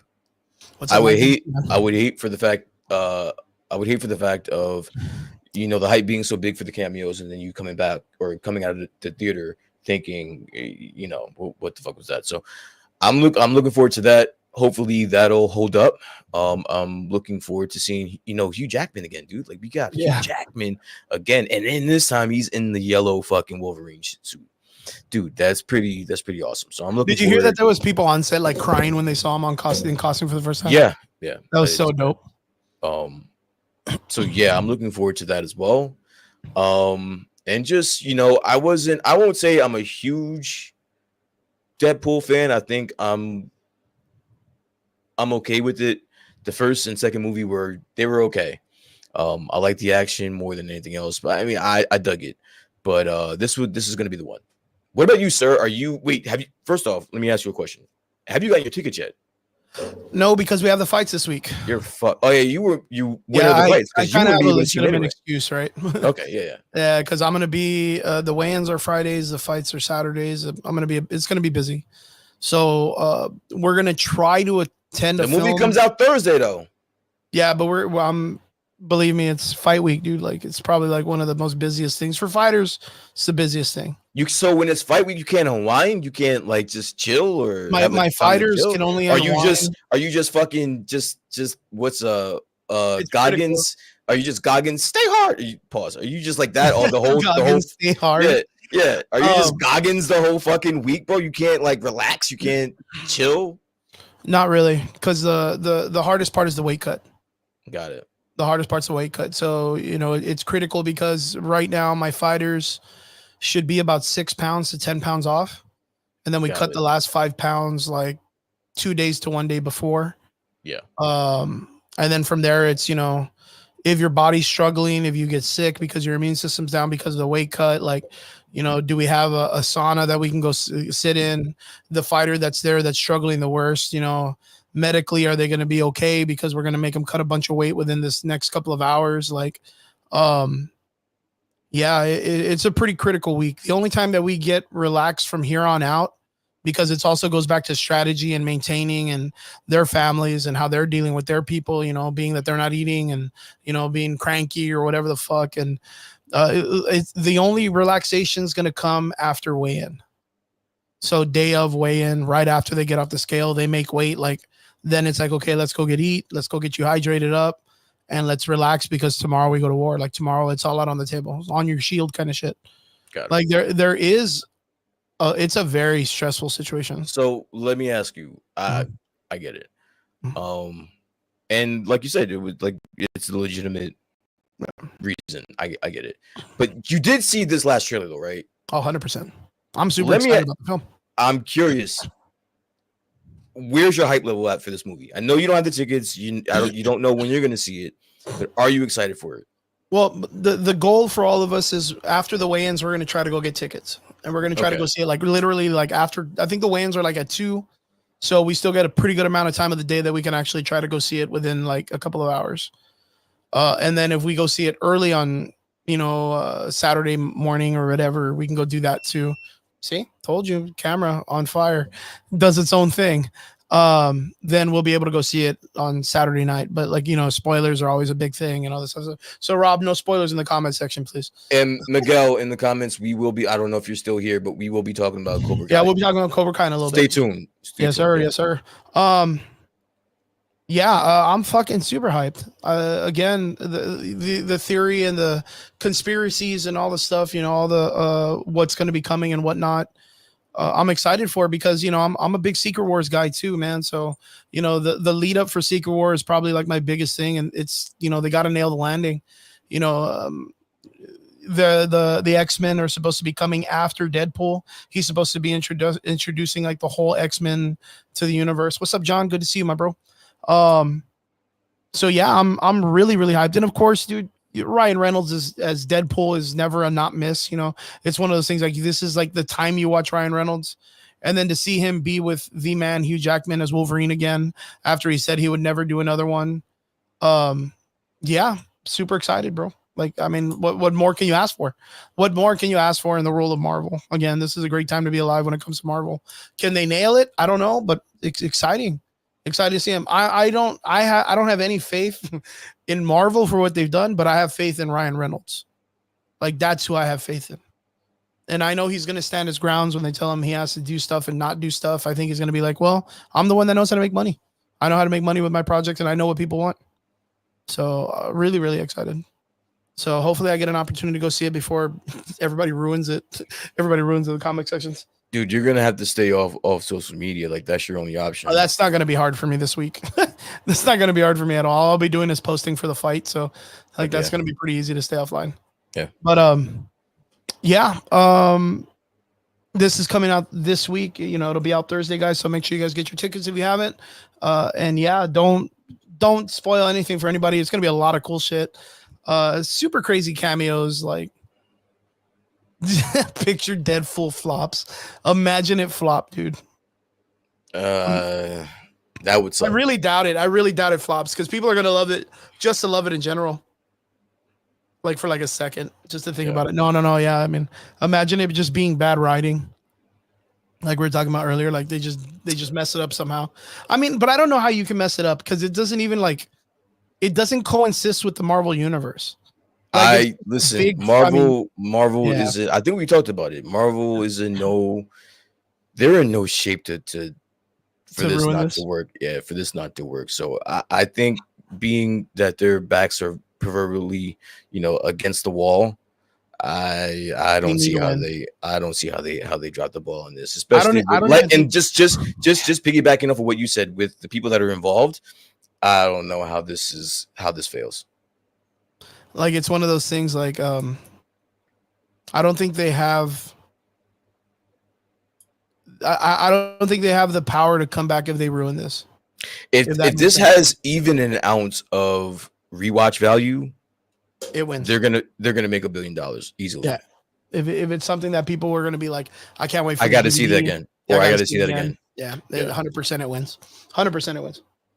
Yeah. If that definitely happens, there's no doubt about it in my mind. Elizabeth, good to see you. Says I'm bummed out. I won't be here for Deadpool breakdown because I'll be at the concert next Sunday night, but we're planning on seeing it on Saturday. Nice, very good. I don't know what concert, but that sounds amazing already. Yeah, tell us what concert you're going to. Which one? I said, Elizabeth, tell us what concert. What's concert you're going to? Derpy says, Chris, it's the Mutants. I was like, I don't know, man. It's everybody. So Mutants, X-Men, whatever it is. It could be anybody. I think it's going to be more X-Men than it is just mutants in general. What's up, Ham? Good to see you, my dude. Yes, David says, of course, he says, what if it fails? She-Hulk style. Oh, she's going to go see ATEEZ, which is a K-pop group. That's badass. Okay. Yo, I want to go see I want to go see XG, man, when they do their world tour. It's a group I told you about, Brian, that you keep the. I remember. The smirk was already coming because I know that once we start talking about K-pop, you turn into this whole different. You turn into this whole different fucking person that just fucking loves everything. So it's great. Miguel says, anyone seen the new Beverly Hills Cop on Netflix? It was. I did not watch it. I did not watch it, but I heard it was good though. I heard it was really good. You know what's real crazy? Did you get to see the new Bad Boys movie? No. Again, I heard it was really good. I tried watching it. Wait, you tried it? I tried, and man, it got to a certain part that I was just like, man, I'm bored. Wait, why? I don't know. There was just a part where Martin Lawrence, his whole shtick is like he's craving candies or something. Okay. And I don't know if that makes sense from the other movies. I don't know if you remember that he kind of like suffers from shit and candies and sugars. I don't know if it's like diabetes or something that he suffers from. But there's a part where they're like, hey, bud, you can't have sugar. So, don't do sugar. And there's a scene where where they're fucking gunfighting in like like a art exhibit. And he hides behind like a booth or a table. And it's right next to like a jug of fruit punch and like a case full of jelly beans. and the bullets go through the juice and he tries to lick it and Will Smith is like, don't you fucking dare, like don't you start doing that shit. And then it shoots the jelly beans and the jelly beans start pouring out and he's like trying to get under it and I'm like, this is Wait, what really was he sad. doing? What was he Huh? doing? I What don't was want he to do it doing? again because that's already weird already. Yeah. You see, I don't want to do it again. But you see, I already acknowledged it for you, man. Just get under it, man. Tongue out and everything, man. But yeah, I really, yeah, it's just got its weirdness. But you know what? Like, I don't know why, but I still went in there kind of like with dismay, like that Will Smith still did what he did a while back. Like, and I don't know why I'm Oh, get holding over it. resentment. Shut up. No one Yeah, I don't know cares, why I'm bro. holding Shut resentment up. about it still. No It's one kind of like the cares. fucking He smacked somebody on camera. So what? Get over it, bro. it's still a bitch move. I don't You know, care. they So should fight. what? They should So fight on the what? fucking Jake Paul People fight. do bitch shit all the time, yo. He Yeah. said something about his wife. He smacked him in the fucking face, bro. Yeah, it's kind of Get weird. over it. But yeah, it was really like I don't know, man. There's something about it I just really couldn't get behind. It's just kind of boring. So because of that, you couldn't enjoy the movie, is what you're saying. No, it wasn't just that. There was other shit too. It's just boring. Like it just really wasn't like it wasn't. I don't know. The flavor of the Bad Boys kind of like thing from back in the day, like it just doesn't feel like it's there. And I don't know if it's because they're older. Maybe it's just because they're older that it doesn't feel the same. Like they move different or they're slower or whatever because they're older. But I don't know. I just couldn't get behind it. You got to check it out. You got to tell me what you think. So I want to see if there's a part where I'll you're get just around like, to it. yeah, because I just want to see if there's a part you're gonna get to that you're just gonna be like, yeah, I got kind of bored. Like not in the sense of like that it's bad, but maybe it just wasn't for us in the sense of like the fan base or whatever. Because I think it deals more with like the excitement. I don't know. I thought Bad Boys 2 was good. Did you see it though, Derpy? Bad Boys 4 was better than the third film. Bad Boys 4 is that? There was a third film? There was a third film. There was, yeah. There was. Oh fuck, I don't even remember that. But yeah, okay. Derpy says it was boring, so I don't know. I don't remember. I just felt like it was boring. I heard good things about it. I just haven't gotten around to watching it. Yeah, but I'll see it at some point. Speaking of things that come from like a nostalgic era of filmmaking, we do have the new season of Cobra Kai that just popped off. Season 6 just dropped. Well, half of it actually. It's only I think this it's like 5 episodes, 4 episodes. This is the ISO call right here. I'm gonna because I don't watch Cobra Kai. I know it was a shock to you, but I don't watch Cobra Kai. I'm sorry, guys, in the comments. I apologize. But this is an ISO right here. This is all you, Chris. Like, I want to know. Tell me about it. Like, I want you to tell me what made this season. You watched the whole season, right? I saw the whole thing. We sat down and we saw the whole thing. You watched the whole season. Tell me why I should give this show a chance. Okay, so it's only half of the whole season. But if you're a fan of the original Karate Kid, I think Cobra Kai does. It is a good love letter to the original series. Okay. It's a really good love letter. Some of the plots that are in it could be a little silly or far-fetched in the sense of like you have one moment where like a bunch of kids just show up at a dude's house and they're like, we're here to fight because of Cobra Kai, and they just start beating the shit out of each other in people's houses, which like there's never any fucking cops. Like they literally at the ending of the last season had a fucking dude do an entire fucking sword fight with another dude with like a pool with fire and like all this shit, like shit you would see like back in the day, Jean-Claude Van Damme style 80s movies. Yeah. Like just that kind of ridiculousness that you were just like, yeah, this is a martial arts film. Like Cobra Kai has a lot of those nods to those type of like 80s films. The characters are kind of becoming more like Street Fighter-esque. Like they had a whole thing with Creasy, which was the villain in the first Cobra Kai film, where like he went to go visit his old master who trained in Korea. He got sent out into the jungle to find a cave where like he lost the master left his knife during the Korean War, and there's an actual cobra protecting that knife. Creasy goes for it. The cobra bites him, and then he has like a whole fucking like ayahuasca trip or whatever. Like, and then he wakes up and then fucking kills the cobra, and then comes back and unlocks like a big Akuma has like a whole like fucking spiritual journey. Being drugged by a cobra bite that he didn't die from in real life. You know what I mean? Like, just really weird martial arts tropes that you're like, oh, sure, buddy. You know what I mean? Like it's just a lot of that kind of shit. The fighting's gotten a lot better. The kids, they're growing up really, really fast. But it's just so weird how this all works. Like it's so weird how this works because 100%. Like I teach martial arts in real life, and I meet dudes that act like this in real life. Like I've met martial arts instructors that act like these motherfuckers in real life. And you got to kind of take a step back and be like, are we just fucking nerds? Like just like weird dudes that wear our fucking slacks too high and polo shirts. Like these guys are fucking weird in real life. So like I don't know, like it's sometimes it's a little too on the nose when it comes to how they act, but it's really fun writing, really fun. Okay. You know where I got really excited about this, because it's like I said, it's only half of the season that's being released. The next is in November. Oh, so that'll be like a half of season. Half a season, and then the next one's going to lead up to the movie, which I don't know if you remember. There was a trailer where it was Daniel Russo and Jackie Chan, Mr. Miyagi. Do you remember the Jackie Chan, Will Smith, Jada Smith movie? Yeah. Or what is it? Yeah, Jada Pinkett Smith. Or no, what was the kid's name? What's Jaden, right? Yeah. Yeah. That one, the Karate Kid with Jackie Chan, right? I remember. There's a really nice, like you're starting to kind of see that kind of play into fruition, because a lot of the people, I mean, knowing what the Karate Kid is, knowing martial arts in general, karate is Japanese. But when the Karate Kid, the new one came out, it was in China, dealt with Jackie Chan, who's Chinese, and it did kung fu. It wasn't even karate. So like the factor of knowing that that was the new Karate Kid, a lot of people are like, bro, this isn't even karate. It's not even the same, general area as to where this martial arts was or was created. It's not even karate anymore, bro. What are you doing? So there's like that, people complain, but now in the show, they're starting to be like, oh, well, Creasy's instructor was from Korea, and Mr. Miyagi has like a history that Daniel Russo doesn't know of.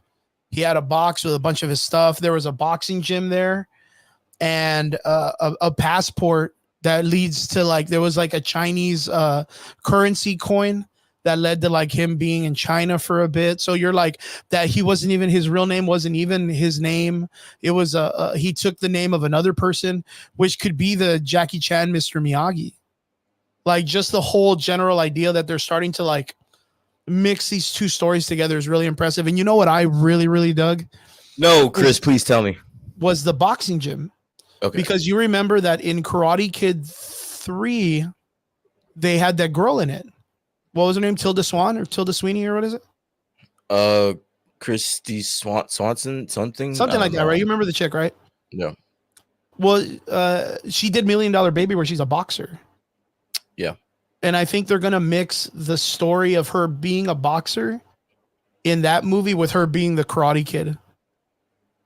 Like in some way being like, oh, it was the same person. Look at that. She did boxing too, which gives a really good head nod to her in $1 Million Baby, which was her biggest, box office performance with Clint Eastwood and all that stuff. So I think it's a really cool, that they initiated like boxing in some way, if they're going to introduce her as a character, because a lot of people were asking for that in previous stuff, because they keep lining up a bunch of different characters in such amazing ways. Yeah, she was in Karate Kid 4. There you go. Thank you. Yeah, Vince Weaver, the Karate Kid multiverse. It's really what it is. Like, it's nuts how they're, they're fucking doing really good putting shit together. So, really good writing, really fun writing, a lot of stuff. There's some heartfelt stuff, some really corny stuff, everything you need in a Karate Kid film. Hilary Swank. Oh, yeah. That's it. Thanks, John. Swank. Thank you, John, my man. Yeah, Hilary Swank. I'm gonna be honest with you. Cool. I'm gonna be totally honest with you, man. I know I can hear the enthusiasm in your voice, dude. But like, I have no idea what this show is about. Sum it up really quick, dude. It's karate at the Y. Right. It's karate at the Y. It's karate at the Boys and Girls Club. And people are just smacking each other in the fucking street. Yeah, two dudes. What was that one movie that had Napoleon Dynamite, the one karate dude with the American flag pants? Like, imagine that guy multiplied by like 3 dudes. Oh, then I'm in. That's all I had to say. I don't know what you for the last 15 minutes or 10 minutes, you just went on. I want to break down that part of the story. Bro, if you just said that, I'd have been like, you know what? I'm in. That's all you had to say. That dude with the karate pants, imagine him. It's the Napoleon Dynamite karate guy, just times 10, times 20. All right. Yeah, that's pretty much what it is. You're going to get that vibe of the Napoleon Dynamite karate class. like throughout this entire series. It's just silly all the way through. It's funny, dude. I got it. It's a good comedy series for anything. But again, like if you're a fan of the old school, it kind of follows the same format. Um, really, really, really relatable. Like you could just get lost in it. So recommended, guys. If you guys haven't seen it, go check it out. The new season 6 is out. It's really, really funny. A lot of callbacks to all the characters in the show. Like they're really not missing one person. In fact, everything is just like a lead up. I mean, it would be really difficult to say, Derpy, like Karate Kid 4 isn't canon. And because that goes for the new when Will Smith took over, because when Will Smith took over again, Chinese Kung Fu is not Japanese karate and it's all based on karate. Like, how does that make any sense? So, but they're going to make it make sense. They're going to make it make sense, which is even cool. And knowing that it all started as a fucking karate tournament, like in the middle of like the Valley in California, which is like an everyday fucking karate tournament. Literally, like it's like a Comic-Con. Like you just have like 2 or 3 dudes run it. Like knowing that they got this whole fucking movie from that is just it's so crazy. John says it's a coming of age story with a high school student doing karate. Cobra Kai is like the next generation for similar characters for the movie. Elizabeth says, I kind of wish it would have Stephen Chow cameo instead. God, dude, fucking Kung Fu Hustle himself. That'd be pretty dope. That would be pretty dope. You know who dude, there's really like parts of me that are like, man, I hope Van Damme shows up. I hope Billy Blanks shows up. I hope Dolph Lundgren shows up. Like just a bunch of like, I would trip the fuck out if they just started bringing in like 80s karate martial art movie heroes just for no fucking reason. Like that they were instructors at other schools or like they were cousins to someone. Like, dude, it would be so fucking funny. It'd be hilarious. A Jet Li cameo. Well, Jet Li comes in with Jackie Chan. That would be a good cameo. I hope Black Man shows up. No, that Jamoy, LMAO, Black Man. Who's Black Man? Blank Man. I don't know if that's like that's got to be like a character for somewhere. But Billy Blanks would be really funny. Bolo Young was in Austin this weekend. Speaking of it, nice. Man, Bolo Young is such a badass. You know who Bolo Young is? You remember that guy? No, tell me. Van Damme, Kickboxer, the movie, the bad guy. No. Okay, yeah. Wait, Bloodsport. Bloodsport. Yeah. Yeah, that guy. I love that guy. Yeah, he's such a cool dude. Chong Li. Kung Lee. Yeah, Chong Li. Yeah. Gee, you do know, man. I know my shit. Like those kind of guys. Cynthia Rothrock. That would be fucking dope. Yeah, but she's got to be like fucking. How old is she? She's like 50, 60. She's still pretty stout, dude. Yeah. Yeah, she's still you seen her recently where she's fucking like kicking ass? Yeah. Well, I don't know about kicking ass, but she does still do shows and stuff like that. Because I have Don the Dragon Wilson on my shit. See, David, yeah. I knew you meant Blank Man, so I tried to clean it up, but Black Man is crazy. I'm sorry, I don't know what the fuck that was. Like, fuck out of here. Black Man, I don't know what that was. That was crazy. 67 years old, dude. She's not getting in anyone's fucking show. Bro, she still looks amazing, man. Cynthia Rothrock right there in the middle. Or right here in the front. She looks amazing at 67. Okay. Cynthia Rothrock, the G, dude. The fucking G. I love Cynthia Rothrock. Yeah, look, dude. She looks amazing. You can't tell me it would be cool, like, if her character came out like in Cobra Kai as like the person running like a huge tournament. Like someone that's like the CEO of like the biggest fighting organization tournament that the kids got to do. That would be pretty dope. Listen, Elizabeth makes a great point. She says if Michelle Yoon can still kick ass, I mean, you're right. Yeah, you're absolutely right. I stand corrected because you're right. That's so dope. Yeah, she still looks super amazing. Cynthia Rothrock still doing amazing stuff out there. I just haven't seen a picture of her recently. Now that you showed me a picture, I get it. You can see it. You're like, okay, yeah, I can see it. But dope. Yeah, Cobra Kai, highly recommended, guys. If you guys haven't seen it, Brian, it's recommended. It's a fun show, and not only that, you could sit down and watch it with your kid and not have to worry that there's some really weird shit in it. Well, my kid is a little weird, so I don't think it would make a difference. No, but you know what I mean. As a parent, you want to make sure you're showing them like some homely stuff. Very, very good on the fact that it's a really good family show, like an excellent family show, and you guys will both probably giggle at a lot of this stuff. Nice. So, like, without, because I mean, nowadays, you know, with the current dynamic of everything. It's kind of like, you know, it's always like almost borderline stuff that you can kind of get away with. But this one, like, you know, it follows a really cool, like, I don't know, 80s kids movie format. So really, really well put together and stuff like that. Really highly recommended if you do watch it. If you do watch it, you got to let us know when you come out and check it out. You get to tell us what you think, because where everyone's going to get excited here is the fact that you haven't even seen season 1. Yeah, no. So you're going to have to go back and watch everything. And I guarantee everyone in the comment section is going to go wild just knowing that you watched it. They're going to be like, oh shit, I want to hear Brian's take on this. Listen, I'll try. I'll give you that. I will try. I can't promise it though. I'll get it. No promises, no promises. But excellent. Look at my camera. It was excited. You got my camera excited to jump back into the whole skateboarding. Was that what happened? Yeah, I don't know. Fuck, I don't know, because I don't know what I was right on cue, bro. That means like, yeah. It was really excited. Like right when you said it, boom, flipped it right back into full screen mode. Thank God I had my pants on this time. On to the next subject. Speaking of no pants, The Boys season finale, baby. We got through it. Brian, did you get to watch the season finale of The Boys? I did, sir. Anybody in the comment section, make sure you guys let us know. What did you think of the season finale of The Boys? Let us know, and we'll be catching up. I want a scale of 1 to 10. I want to know, whoever is still in the comments, what you guys thought about the season finale of The Boys. Or even with that, let us know by listing what you think is your list of seasons, starting from the first two to the last. You just killed it. You just stepped on it. I was gonna ask you. Yeah. So listen, we can go back and forth about all this. Before you give me, because you're gonna start, before you give me your rundown of what you thought of the season, the finale, I want to know altogether from, a list 1 to 4, where do you place this season of The Boys? We talked about it earlier, but I want to give it to you I want to give it to the people the same way I gave it to you. This is the part. It really took me a minute. Listen, this is the part where some bullshit is about to come from Chris. I want you guys to identify this. Okay, go ahead, Chris. You're on. Go. I want to put it out there like the way I did with Brian, and this was literally like the last on my list for good seasons. I was a big fan of the Soldier Boy season. I thought that was really well put together. Season 2 would probably be before season 1. So I would probably go season 3, 2, 1, 4. So that's the way I'd probably run it. So season 4 was okay, but it wasn't the top of my list. I think the writing was a little wonky. I think it was kind of all over the place. There was a lot of freedom because they've already kind of gone off the rails from what I believe the comic book had in order.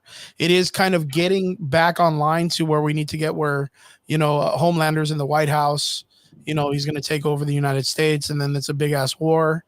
But there's so much shit that's going on that's crazy, and there's so many things that happened in the season that were just like unnecessary write-offs, I guess you could say. But that's my list. This would be like the worst season for me. Okay, so I will say for me, the list goes 2, 3, 1, 4, right? And then 2, 3, 1, 4. I will agree. I will agree that this is probably the more weaker season. It still has me interested. It still has me engaged. Yeah. There are some parts of the story that is interesting to me that I want to see, moving forward. And then there's some that I don't really care too much for. But I'll just give you the short of it for me. For you, sir, I'm interested to know what you're looking forward to. So you said that this is probably, well, let me ask you, if you rate it 1 to 10, where do you put this season? I'd probably give it like a 7.5. Okay. Yeah, like a 7.5. I mean, it wasn't like the best thing they've ever put out, but it did have, some marks that, still did really well. I think the payoff for Frenchie and Kamiko was the best part for me throughout the whole season. I think that was the only storyline that I actually cared about. All the other stuff was kind of like up and down. What Starlight not using her powers, Starlight and Huey's situation, Huey's dad dying, like all of that stuff was very mediocre. Even like the Frenchie and and Colton, or what's that guy's name? It was Colton, right? I think so. Yeah. Yeah, even that story was kind of like them finally getting together and getting like a story where they're like initiately and together like as a relationship is kind of like a bigger thing for me than anything. I feel more connected to Kimiko. I love Kimiko's character. I think she's the funniest thing in the whole series. And then after that is Frenchie. I think Mother's Milk did an amazing job this season for what he was for what I think the biggest thing is like him losing weight took a lot of people out of it, and them getting the cool beard and like him kind of coming down in weight. Like a lot of people were taken away from his character. But I think he did such an amazing job for what he had to work with. And him being like the primary lead of the boys, where Billy Butcher kind of took the back seat, I think that was a really bold move because his character really wasn't written that way in the first place. He was very much a follower soldier for Billy Butcher, and Billy Butcher's character was supposed to be like this altogether captain. So for him to like lose format and function and fail and get sick and all this stuff, I think having him come up was a really cool dynamic for the team. Like just watching Mother Milk go in there and try to like handle everything and go crazy at the same time because he's just so like he doesn't work well with others, I guess you could say. Like it was really good. It was really good when it came to those guys. But to me, like I said, the Frenchie and Kimiko story was the best payoff of the whole film or whole series. So what about you? How do you feel? I'm gonna I respect, that the Kimiko and Frenchie thing was was more your bag. For me, I'm gonna have to disagree. I think literally every part of this season was better than that. I had no investment in Frenchie this whole season. I had no investment in Kimiko. I honestly think that the shapeshifter was a more interesting character than both Frenchie and Kimiko this season. I think that was a really cool take. We've seen so many iterations of shapeshifters. I think that was a very interesting take on a shapeshifter. The fact that if you have that ability, you're going to forget who you are, and then you're gonna and what if you grow to be more interested in fucking with people because you're a shapeshifter, Yeah. and you just want to get emotions out of people, and Yeah. you're conscious to not be called a psychopath, but you're a sociopath. Like you know exactly what you are, and I thought that was, in the short amount of time that we got the shapeshifter, I thought that was a very interesting character.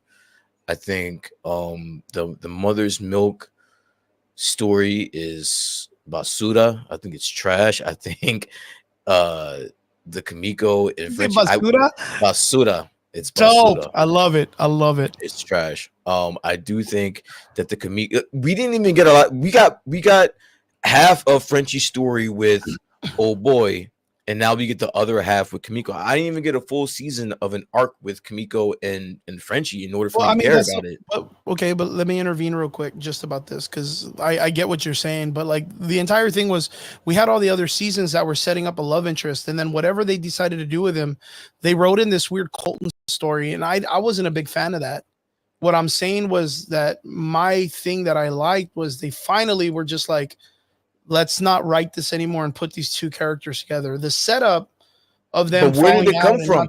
No, I get that. Trash. I get that. I think we've led up to this point, but where in this season did they build up to that? No, I think they fucking fell completely flat on doing that. I don't mind it. I'm not saying that I would mind that arc, or they didn't even build it up. They just, in one episode in the season finale, they just crashed it. They just said, "Fuck it, let's just get together." Like that came out of nowhere. Well, no, because you had all the rest of the seasons that set him up for some love interest. What came out of nowhere was the Colton part. But that's what I'm saying. Yeah. If you wanted me to care about these two characters, you should have been building that the entire season. There should have been speed bumps, hurdles throughout the way, other than other than them just shoehorning another love interest that takes away from that, and I think it would have landed a little bit harder. Pause. But we're gonna get it for the final season though, so maybe it was just them trying to throw a little bit of like heat into it, which. But we don't even know because they're separated now. That's what I'm saying. Like they're not even together right now. They're separated. Oh, yeah. So like we don't know when they're gonna see each other. Like again, it's just that I don't know what they were thinking there. I think it would have landed a little bit better if we were building up to that the whole season. Yeah. But that's just my opinion. I get that works for you. And then the fact that you didn't even mention the Butcher and fucking Homelander is becoming quickly one of my favorite Villains. villains Yeah. ever. Yeah. Ever. Anthony Starr is doing such a phenomenal job with this character. Like, I don't know how you say Kamiko and Frenchie are the things that you're going to when fucking Homelander is putting on a fucking spectacle over here, bro. Yeah. Like, and now we're gonna get more fucking Homelander and fucking Soldier Boy. Oh yeah, what? So that's what I thought was really, really cool is that they found a way to shoehorn. Spoiler alert, by the way, anybody that didn't watch, that didn't get to watch it. We are getting an iteration of Soldier Boy back, which is I think a really great thing because again, he's a wild card, dude. Well, the thing is that's super amazing about this is like I was really worried that they got rid of Black Noir idea from the comic, right? They took away the whole clone. They made him like a random dude, which Black I thought Noir they were was black the guy, and you were going to find out later on that the black actor that they chose as Noir was another clone. And I thought they were just going to write it to be like, oh, well, since he was black, we didn't want him to be like an actual clone. We wanted to hide him. I was like, okay, like here's Volt being racist and pieces of shit, but like having a Homelander in the pocket. Well, you know what I mean? Like you could see that being a possibility. And then they fucking killed him off in like season 2 or season 3. And I was like, Jesus Christ, dude, like what the fuck? And then they brought in a whole new actor that can like fly and that's silly, that talks. And I'm kind of like, I don't know how I feel about it, but it's kind of funny. I just don't like the Deep. The Deep is just a Chad piece of shit. Just the whole bro writing. I'm so tired of it. But like the Sage, the Sage walking out of the getting fired vault when fucking Black Noir turns around and goes, but I love you. And the Deep's like, what the fuck? Like, and he's like, yeah, dude, the lobotomy thing. He's like, what do you mean lobotomy or whatever? I was like, Jesus Christ, dude. Agreeing with Vince in the comments and the A train. Like, how do you not mention the A train story, dude? Like, that's fucking great, dude. Did I miss something? But he left, right? Like, he's just gone. Like, he's out. Okay, good. Well, he survived. He survived. Good. I'm happy he survived because they really wrote a great ending for him. Spectacular fucking ending for him. For once, we got like a positive ending for a character.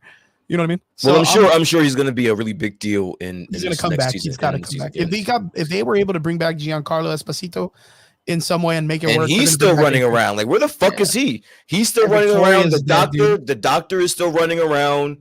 Like, the kid is in Red River. Like, shit's fucked up. Fucking and fucking Butcher is a full fucking villain now. He's a full fucking villain. What the fuck? It's crazy, right? Because there's so much deviation from the comic book, but it is making sense. And the reason why I was gonna say that is part of the comics. He does go evil. Doesn't he kill all?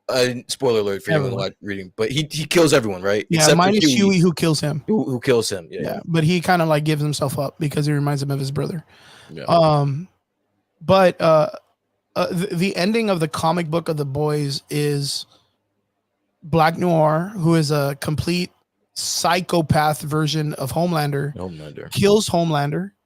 And then Billy Butcher crowbars him in the head and rips his head apart. And then, or he gets weakened by something. I forgot what. Well, yeah, he just fought. He's literally, his whole intestines are falling. Oh yeah, because he fought Homelander. Yeah, he fought Homelander. They fucked each other up. He was weak, and then Billy Butcher's, hawked up on V also. So he's out there. He's doing the Lord's work with that stuff too. So it's kind of like in the same format.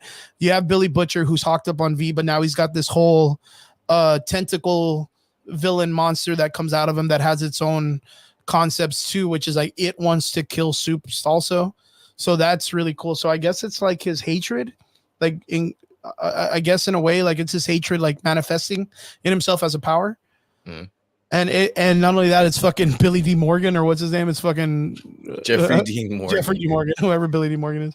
Yeah. So they call the squid shit Kessler because that's the name of the Jeffrey D. Morgan. Which is a great character. Guy to have in your head. Like what a cool secondary fucking Fight Club member in your brain. I think earlier we were complaining about the fact that not having enough of him. not having enough of them, and And now now we're we getting got, fucked up. and now we're getting full And blown not fucking even to fuck Jeffrey D. around. He Morgan. didn't even say shit this episode. And he was Yeah, just in background, just like peeking. And yeah, I was like, bro, this guy's so cool. they Like got the right he's one. good at what he does. They got the right one. Yeah, So I he's really think good at what he does. Rob kind of touches on it. So in regards to the recaps and the season, the next thing we have now, so we all know that the next season of the boys, season 5, is going to be their last season, right? But Mhm. before we get to that, we're going to get another season of Gen V. Now Oh, you it's and gonna I be before both, this? Nice. yes. So Nice. in 2025, we will be getting another season of Gen V. So we both saw that series. We both are kind of big on it, right? Yeah. What are your expectations for Gen V season 2? Victoria's daughter making a small army to go after Billy Butcher's team. Going in Red And River. maybe having Ryan with them. Maybe, yeah. I mean, I think okay. So this goes back to what I was going to say earlier. With like, from the comic books, we had the Black Noir clone go after Homelander, and then Billy Butcher kill him. Now you have, of course, we have this really cool write off, which is we have Ryan, who now can can at least fight and stood against Homelander in this past season, who literally was like there at the end of the hallway and was like, no, I don't have to follow you. You know what I mean? And going against him. We have Soldier Boy coming back, who's another character that almost soloed Homelander. And now we have Billy Butcher that has his little tentacle monster in his chest. Now, instead of having one crazy Homelander versus a Homelander, we have 3 superpowered dudes that are able to do it against Homelander. So we got like, it can go. And we have this virus out there, dude.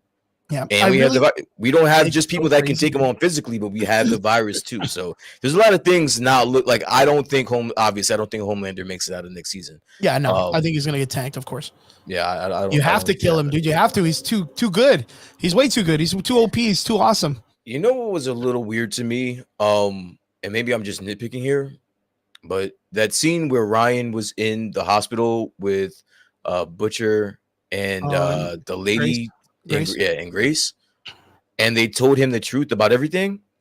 When they told him that his dad raped his mom, he didn't even like bat an eye. Bro, like, he talked about Connect 4, bro. Yo, dude, like if someone said that to me, I don't know, maybe this kid's like what? How old is he? 14, 13? Yeah, I want to say he's like 13, 14.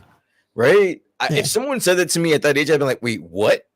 Man, like I would have stopped. I would have been inquiring as a little bit more detail about that. Like, I don't think I'm just going to brush over that really quick. I thought it was really weird that they were approaching him and talking to him about wanting to be a weapon and all this other stuff. And then it turned into hey, you want to play Connect 4? Like out of nowhere. Like if it's like a switch in the brain just took all his attention away because he likes to play games or something. Did you think that was kind of weird? Like the way he just responded to that? And then Billy Butcher was like, okay, let's play Connect 4 or whatever. I don't know. There's just something about it. They were already approaching him with like stuff. I think they were trying to connect the fact that they do care for each other. They care for each other. And there is, that love, that bond that no matter how hard Homelander tries, he's never going to go beyond a certain point with that when it comes to Ryan. So like that was just them, chilling, hanging out, little does Ryan know that he's in a fucking trap, and he felt as though he had to get out. But what I'm saying is when Grace just decides to spill the beans on just basically everything and just dump it on this kid that is, he kind of freaked the fuck out. So, but me personally, my freak out would have stopped. Like, wait, what? He did what to my mom? Like, I'd have been pissed. So like I just thought that was a little bit weird how they told him that and he just didn't even bat an eye. Well, I mean, look at the way he responds after that. He kind of gets a little bit like he wants to leave, he wants to get out of there. He said, I gotta process this. Like I gotta. Yeah, and that was the other thing too. Like I was kind of surprised that they wouldn't let him kind of like take a chance. Yeah, because he's been pretty coherent with him most of the time. He's not like been like super mean or aggressive or anything. And he's just like, give me a minute. I need to think about this.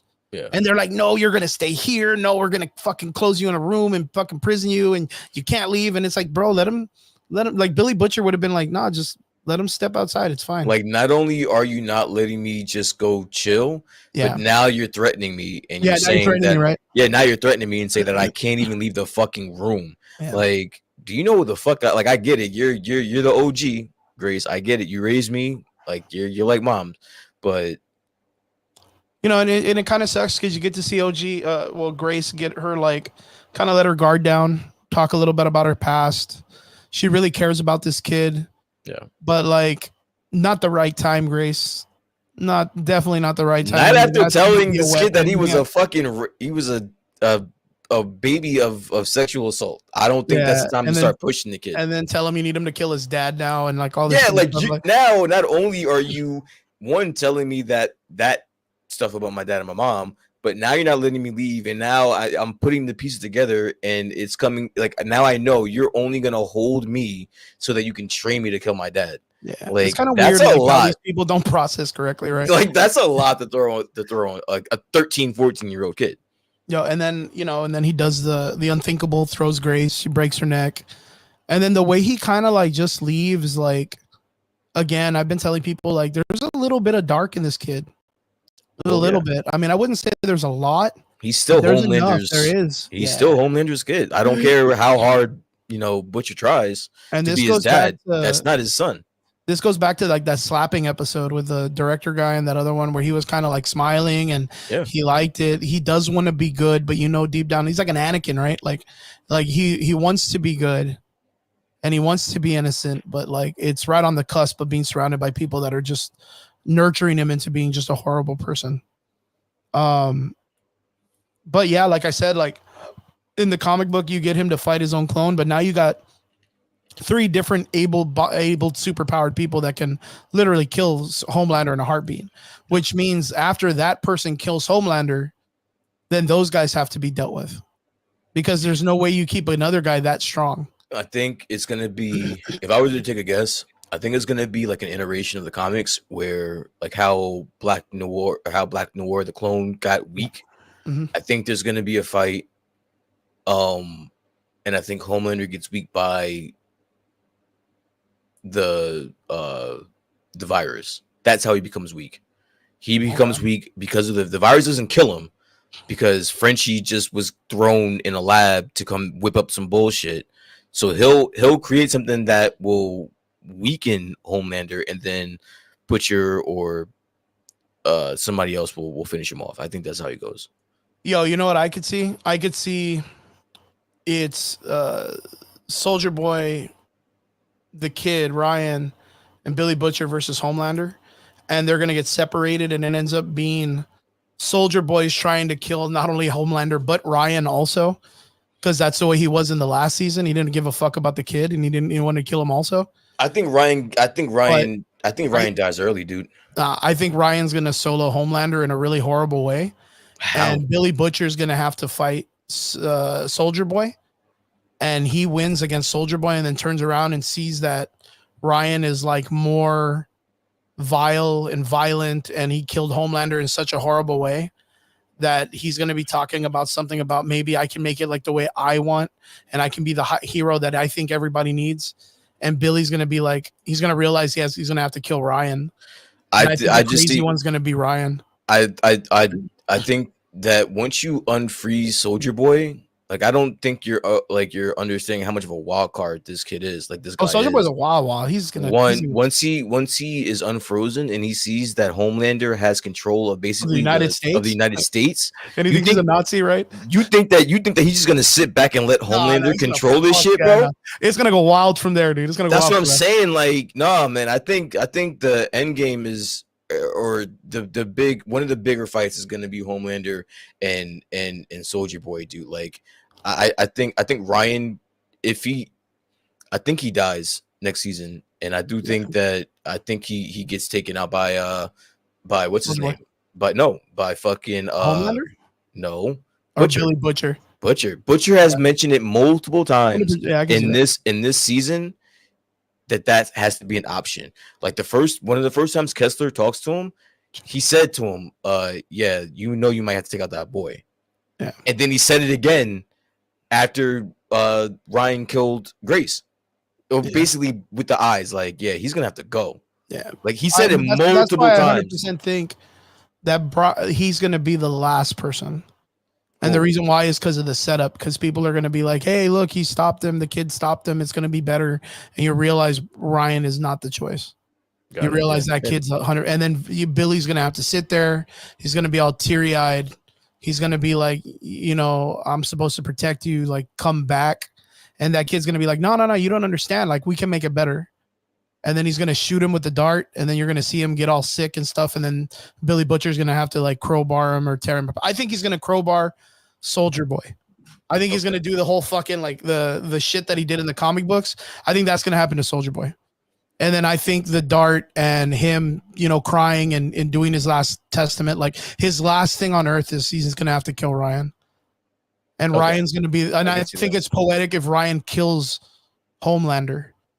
Because Homelander was like, you're the next step for me. You're going to be the better version. Like, but he still treats him like shit. He still tries to control Ryan. I think because as of right now, as sorry, as it stands, I don't see how that Ryan happens. can't stand with him right now. There's no way. Yeah, I don't. So that's the reason why I think you take this time to train him, to have him in Gen V, the next season of Gen V. Oh yeah. I think you have him in Gen V. You build up that character. You build up his character and Victoria's daughter. I think that's a great way to get them a little bit of power up, and then throw them into fucking season 5, and you know we're off and running. Because again, I think the biggest thing out of that story where you can see that coming is where Ryan was defiant against Homelander in that scene. When Homelander's like, come here, and he's like making mad. You're like, dude, there's no one's ever done that to Homelander. Yeah. Where he's like, fuck you, I ain't going over there. I'm going to make a mad face. I'm going to stand my ground. No one's ever done that to him.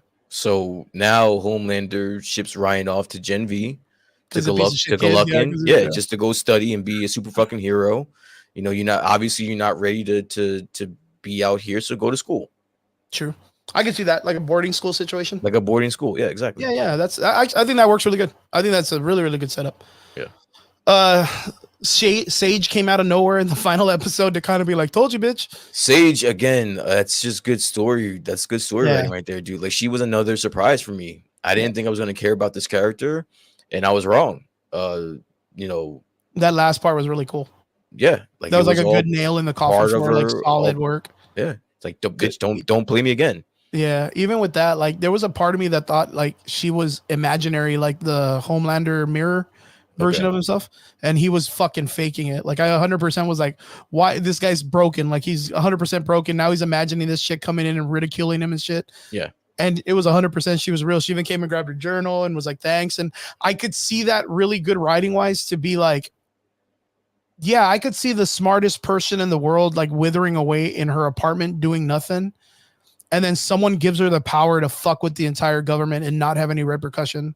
But not even that. That's something where she wants. But not even that. The way that I looked at it is that he fired her too late. Her plan was already in motion. All she had to do was just sit back and just watch it happen. All right, you want to fire me? You want to kick me out?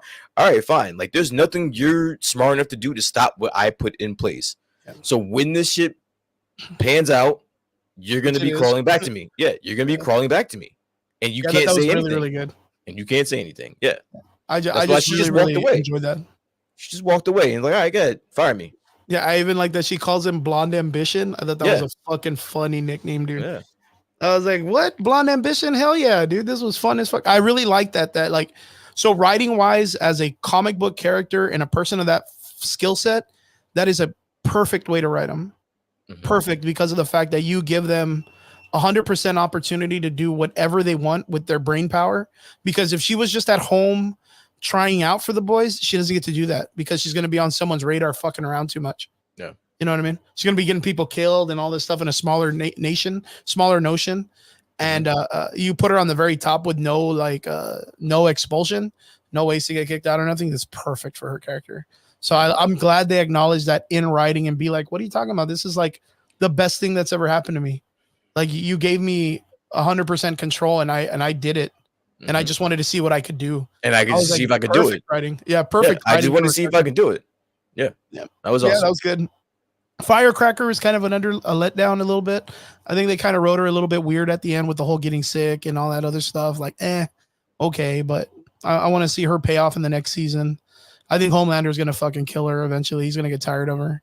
I think she's gonna kill herself by taking, Too many taking medicines those, and stuff. yeah, taking the drugs, yeah. Yeah, because it was one of those things where you saw her in the meeting and she's all fucking. You see her face all fucked up. Yeah. But then when they were doing the ending scene with her on the news, like she looked all clean, like no batches under the eyes, like looked like she was back to normal.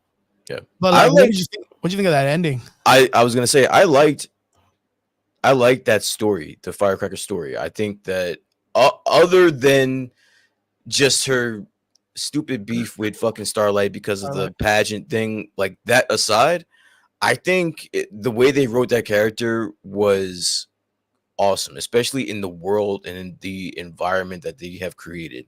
I think Firecracker is the representation of not only it being meta and just being a reflection of what's going on out here. It's a reflection of the world that they build in The Boys. Like that is a manifestation of where things have been. The country has been divided just like out here, and she was the manifestation of it. She gave those people a voice, and I think they wrote I think that last shot when they finally took over and they called for martial law and she had to call it and she started crying, like that was fucking awesome, bro. Like she's like, we fucking did it, like we like we're here. And but I think at the same time, like there is a part of me that thinks that she knows how fucked everyone is too. Like while she's crying, there's a part of me that's like she's seen like those scenes where Homelander like tore the spider guy apart, and she was not prepared for that. Like she was not prepared for the insanity that Homelander goes in directions. Like that she knows like how fucked of a situation it is overall. Yeah, there is a part of me that thinks that. But she still embraces it though. She's feeding him the milk. She's taking them. She's damn near killing herself for like I understand. Yeah, she knows power. She was kind of shocked, but she kind of dug it a little bit because she only did what she's about to kill herself for to give this guy some milk that doesn't give two fucks about her. I think this character was written really well. And I don't want that to go missing in everyone else's good art, but I think that there is a good story there with her, and it was some good acting by. I'm sorry, I don't know the actress's name, but I think she did a great job, especially with that delivery. I think that struck home. Everything that I've been spewing for the past couple of episodes, it's finally here now. Like we can rejoice. Like the savior is here, our savior, fucking Homelander, he's in charge. We can rejoice now, and it brought her to tears. I thought that was strong, dude. Yeah, I mean I thought that was that's a way to see it. I mean that's I think the initial way to see it. There is a part of me that thinks that like she knows like how unhinged Homelander can be, and him being like the straight like major person that controls everything. I understand where like she wants Homelander to be in full control. Like I see that, and everyone sees that because of the fact, like you said, that she understands Homelander to be the epitome of power, like to be the epitome of like there's nothing else that no one else can stand in this person's way. So and everybody's scared of Homelander. Everyone. Even so, this even Firecracker's scared of him. That's what I'm saying. Like you saying that she's afraid of him. Everyone's afraid of this fucking guy. Without Homelander, I don't know about that. Oh, I do see that, but like. Man, he put that chick in her place at that meeting, dude, so fast. So like humanity or not, he doesn't give a fuck. It only goes so far. You know what I mean? It only goes so far to you kind of like, he doesn't care. Yeah, he doesn't care. You're welcome. Like he said it before, he only cares about him and Ryan. Everyone else is absolute. Everyone else doesn't matter. It doesn't matter. He only cares about him and his legacy and Ryan. That's it. Yeah, it's crazy, man. It's crazy. And the milk, bro. He cares about the milk. She cares about the milk, but not that much. Yo, what did you think of the Ashley situation? I don't know. I like her. I like that character. Kind of grown on you, right? This season.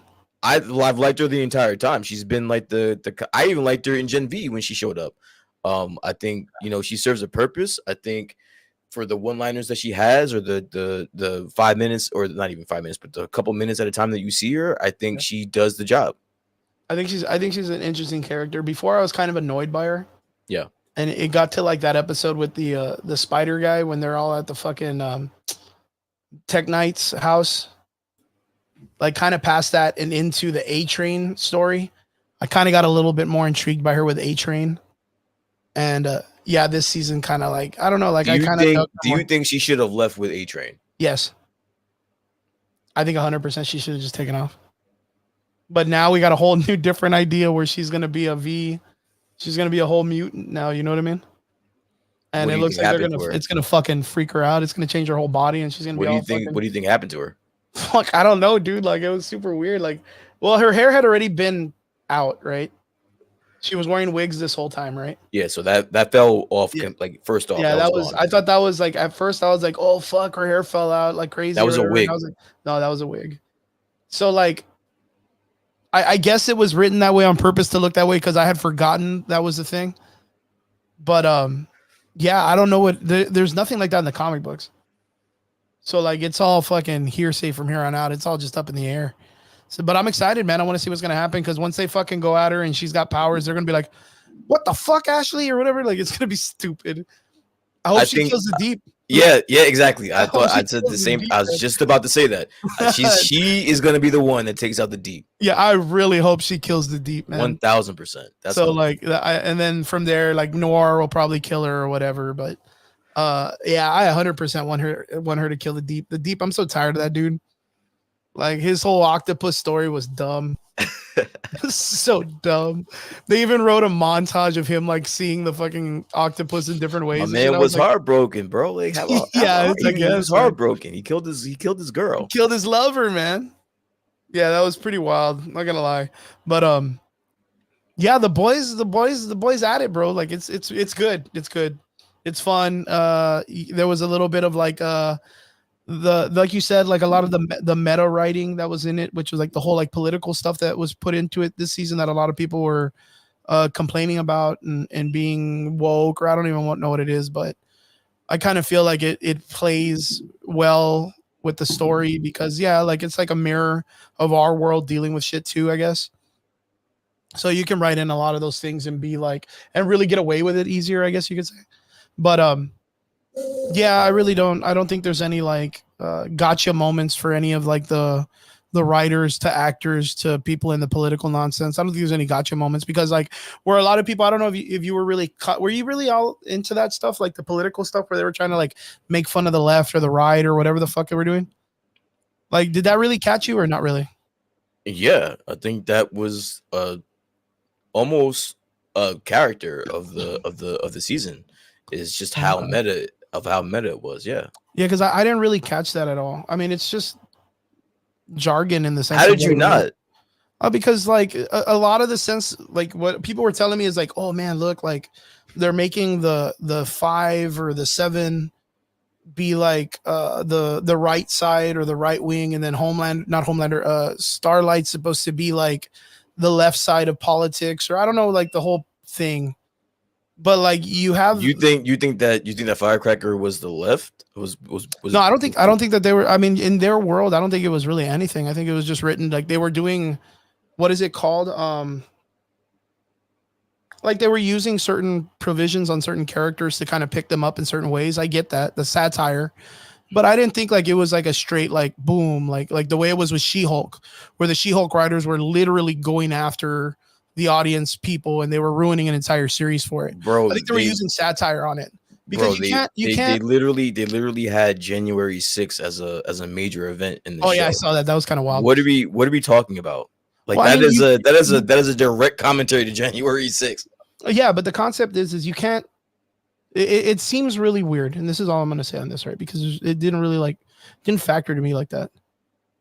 Is that you can use satire from our world to make things make sense, but the moment your characters go back and do the things that the other side does, it doesn't make sense. So you have the 7 being the right side of all politics and the January 6th and them doing things that the right do, but then they're holding events that Disney does, which is they're doing the whole like the D23 where they're showing. They were making fun of them. But that's the left. That's not the Disney is not on that side of politics. It's on the opposite side. That's what they do, and you can't have them do that. It would be they It would was be just going I against think that. I think in that case, I don't mean to cut You you see off. what I'm talking about, right? I think in that case, you're just supposed to laugh at it. They were just poking fun. They made a joke about But the thing is they were making jokes about having a movie and the A Train movie. They canceled it, yeah, and then the Will Ashley Ferrell one, that was stupid. and then Ashley pops on the screen and says, "Yeah, we'll just write it off for tax purposes." That was a Mhm. direct shot at fucking Warner Brothers with Warner the Brothers. back row. Yeah, with the back row shit. So like they're it's just all for fun. But they're making fun of themselves because those people are on the same political spectrum as they are. I don't follow that. Yeah, Warner Brothers isn't much on the right side. Disney's not much on the right side. You know, Marvel's not much on the right side. But all of the characters, that's their political spectrum and their party being put into the spectrum of the people that they want to make fun of on that course.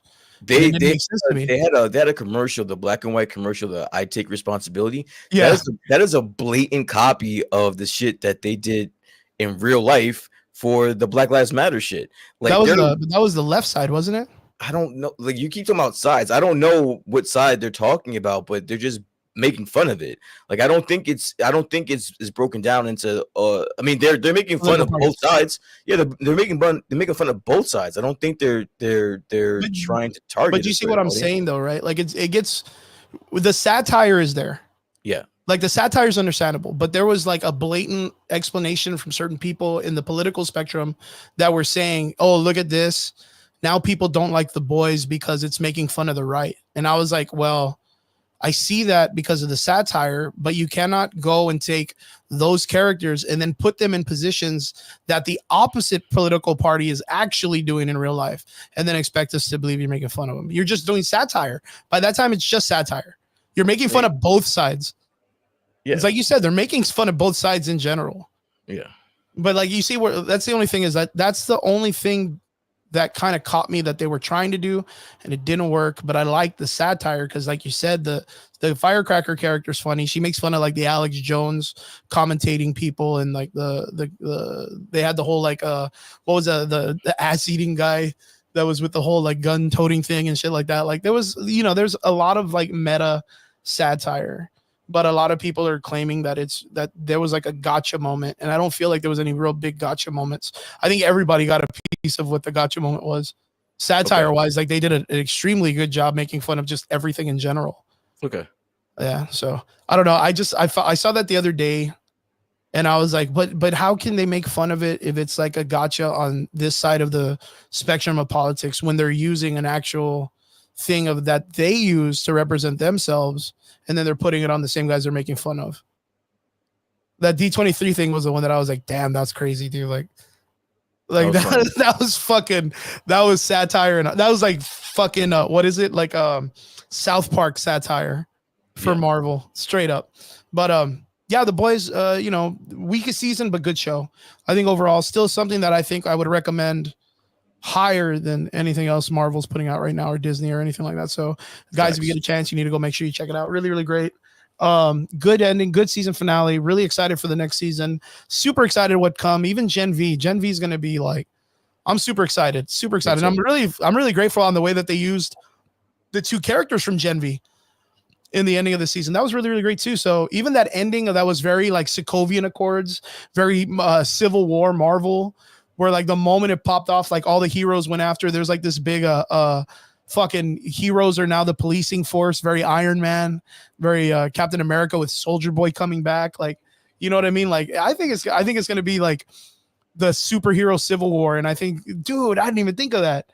Can you imagine it's Homelander as Iron Man and Soldier Boy as Captain America during the Civil War comic books?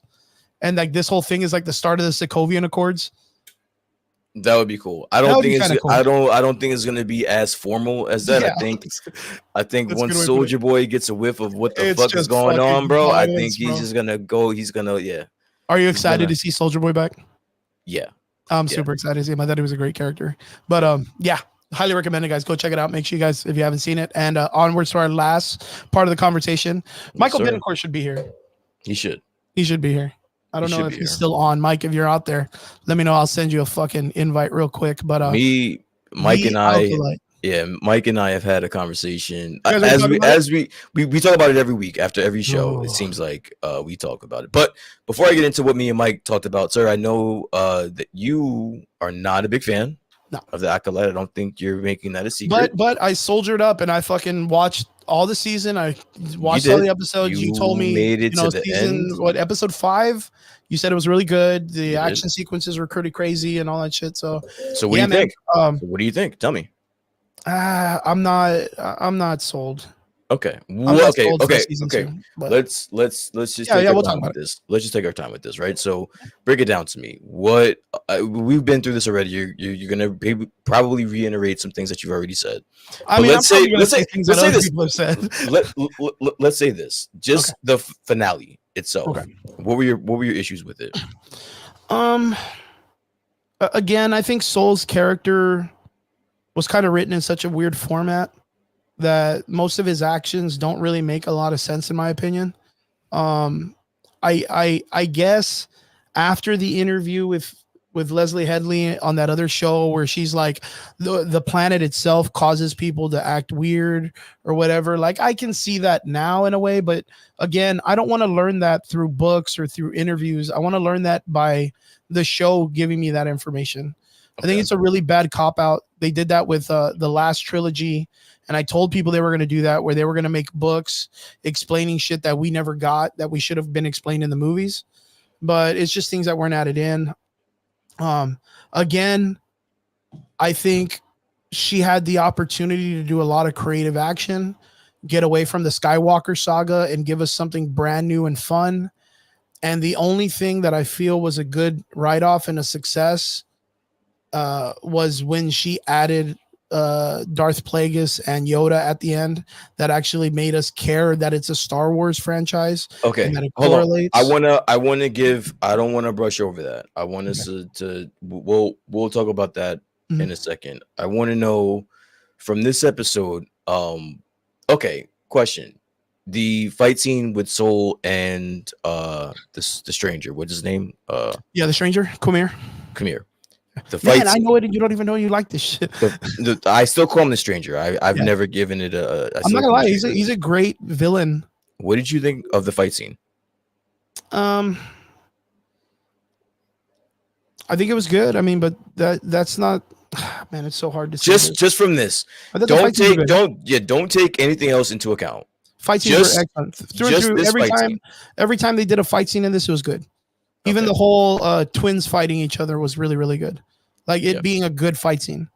Okay. Does that matter in the sense of storytelling? No. Okay. But the fight scenes are good. I just wanted to get a positive from you. I agree. I got it. I think you said this episode 5, the fight scene were great. The way that they flip and they do, like, it's more kung fu, wire fu based. Yeah. The angles that they're starting to use is way cooler than a lot of the old Star Wars stuff that we used to see. So like the action sequences look fantastic because it's a whole new style of fight choreography that they're allowing in the film, which is cool. New age, very matrixy, very cool. But to me, that doesn't fix the problem. Like it doesn't fix the problem, because that's like if we wanted to see Smoking Aces or we wanted to see Bullet Train. You bring up those movies a lot.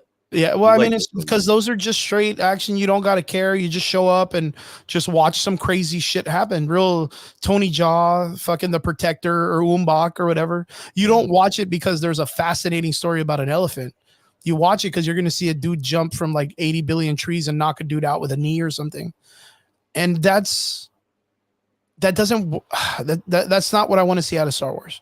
Okay. We're at a time in history of Star Wars that we deserve to have great storytelling. That's just what it is. We deserve to have great storytelling. And for us to be able to get it in the 70s, in the early 2000s with the prequels, and us in this predicament where we're here now and it's like everything is just falling apart other than The Mandalorian, like we do not deserve that as fans. Like we're undeserving of that because we've kept this franchise alive. And I understand when these people come out and say, well, you know what? Some of these fans are toxic. I get that. I get that, because there's some people out there that would be really big pieces of shit that will, like we've said, they'll see a person of color and they'll be like, no, I'm not going to support this. Or they'll see two girls kissing and be like, no, I'm not going to support this. Or, they see that shit. And I get it, bro. Like they can hate all day, but that's a small group of people compared to the entire fan base of Star Wars disagreeing with something. Like, I just want to hold these people accountable. The writers, the director. I mean, we talked about this before. Is it the director's fault? No, because it's a whole team. So we can blame 30, 40 people easy on them failing on this. It shouldn't be this bad. It shouldn't be this bad. There was people that were diehard fans. Grace Randolph, fucking Grace Randolph, hardcore, standing up to the man. Fucking nope, you guys are the ones that are ruining it. You toxic fan base. Got to episode 7 and was like, I cannot do this anymore. I cannot do this anymore. I wonder how that felt for like the people in Disney that asked her and paid her, or if they didn't pay her, just asked her to have their backs. Like, to be like, hey, look, give us a chance, make sure you keep people off of us and fight for us because we're giving our best. And then she gets to episode 7 and it'd be so bad that she's like, I can't defend this without having my opinion in this, like, and knowing that it's bad. I can't stand up for this. Like, what do you do? What do you do to those people? Like Grace Randolph, fucking Grace Randolph is a part of that list of people that just did not like it at the end. Like, I don't know. Like, I wasn't invested in this show. So where it went up or down, I don't really lose anything. The people that lose are the people that liked it.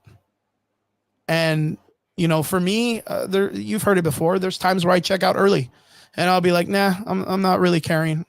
But there's people, like I said, like the Grace Randolph, the other people that were there, that those people are the last group of people like that are on like fucking nails fighting the toxic fan base, that this shit is still really good and it's Star Wars. And Star Wars is losing those people also. That's a testament. That's hard, man. That's hard. Do I think it was a complete failure? No. I've seen some people give some really cool explanations on how they think that this story went and what they got out of it in the overarching story of Star Wars. And I was like, okay, all right, cool. If you got that about it, bro, let me see. Do I think it deserves a part 2? I think the story has a potential to be something good, but I don't think the people that they had as on the team shouldn't come back. I think you need a whole new group of people to come and run it. No more Leslie Headley, whatever she wrote, like whatever she went with, like it just didn't land right. It didn't land right. But the characters they had were pretty cool. I couldn't agree with you more. I think, and I was right. Yeah. I know I like to come in here and say that often, but I was right. They weren't focusing on telling a good story as opposed to telling a story that's going to lead into something more. I think that was a mistake. Yeah. I think I said to Michael Betancourt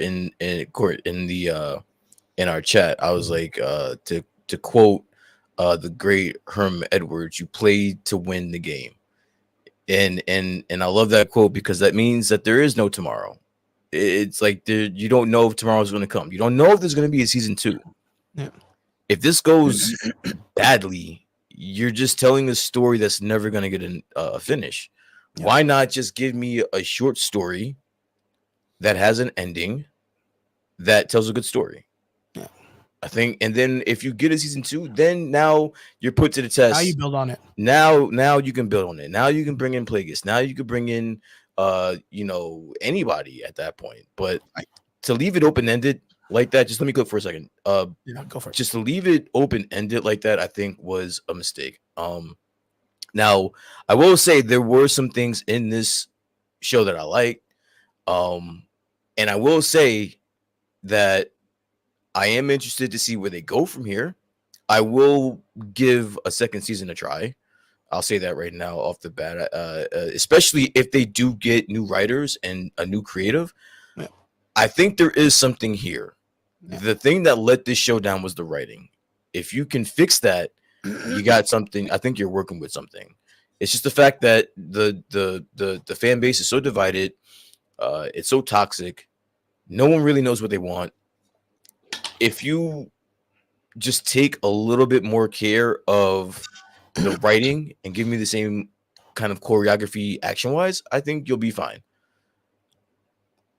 It's going to be tough though. It's going to be tough as a business that has investors for you to justify spending that obscene amount of money again just to get based off of these reviews and in this reaction. It's going to be a hard sell.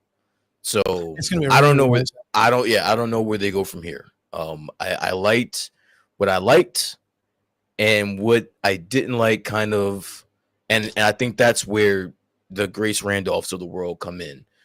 The highs are okay, but the lows are really fucking low. Yeah, there really is a low.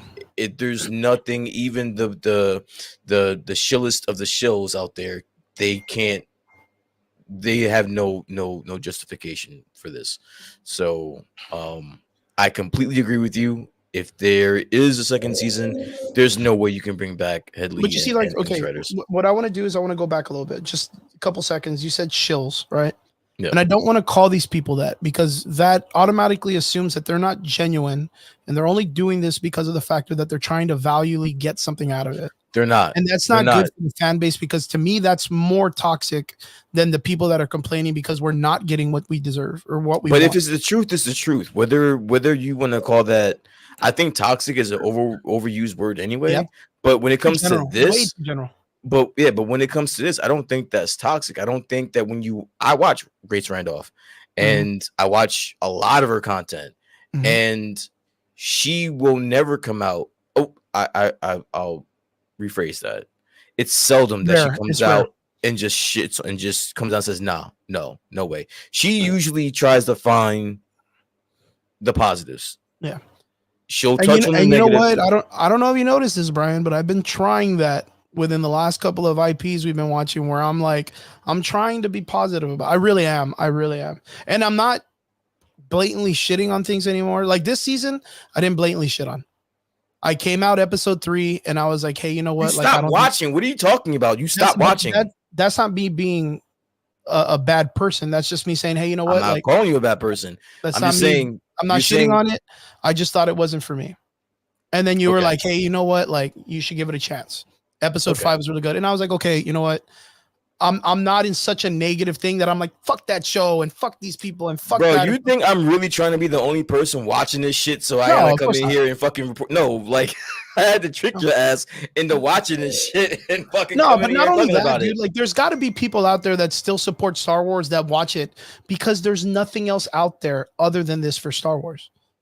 You know what I mean? Like, I watched it at first because it's just Star Wars. And I wasn't going to sit there and not watch something with Star Wars. You know what I mean? Like, am I slowly losing faith in the next series? Well, that's the problem. Yeah. You know what? Huh? That's the problem. The problem is that we're all Star Wars fans and we're just going to watch the shit regardless. Yeah, we're going to watch it regardless, which is why the numbers are high. And then that gives them a positive to be like, yo, look at our numbers. Like, the fucking critics are fake and all this stuff. And we feed into all of this nonsense. You know, we feed into all the numbers and the strategies and all this other stuff that the company uses to survive. I get that. But like, you know, I stepped away from it. Like I said, episode 3, from almost the very beginning, I was kind of like, this is really hard. And, you know, we had our differences from the very beginning. And by episode 3, I'd made a choice that I wasn't just going to watch it. I was going to let you guys. And then since you guys were having a good time, I was like, I'll just get facts from you guys. And I won't, because the problem is anytime I turn on YouTube or anytime I turn on, there's just so many people that just hate it just for hate, like just hating it. Like, and it's okay because now they're almost like at a personal fighting problem with all of these people, and they get recognized by the directors and all this other stuff. We're not at that format. We get to sit here and actually critique and say if we like it or not and be okay with it because we're not being attacked for it.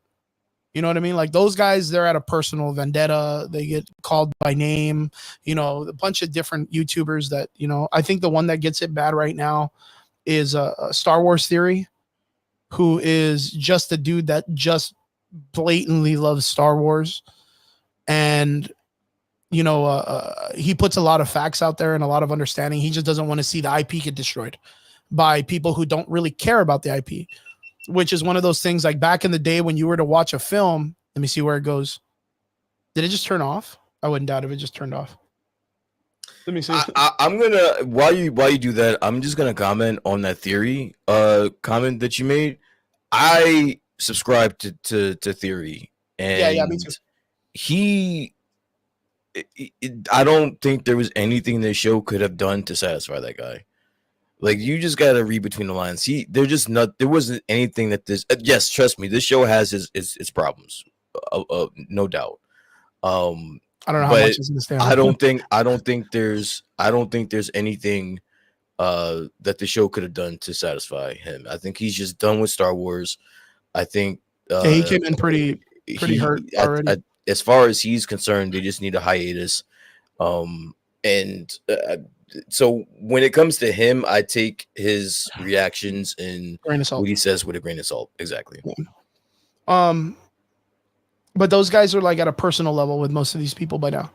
Like they can't say something without the entire internet going crazy in that community. They speak something and that half of that community that follows him are going to follow no matter what. And then the other half are going to hate his reaction no matter what. Yeah, if you watch some of his reactions, I do watch alongs with him, and if you look at the comments, they're just telling him, "Bro, you're just a fucking hater."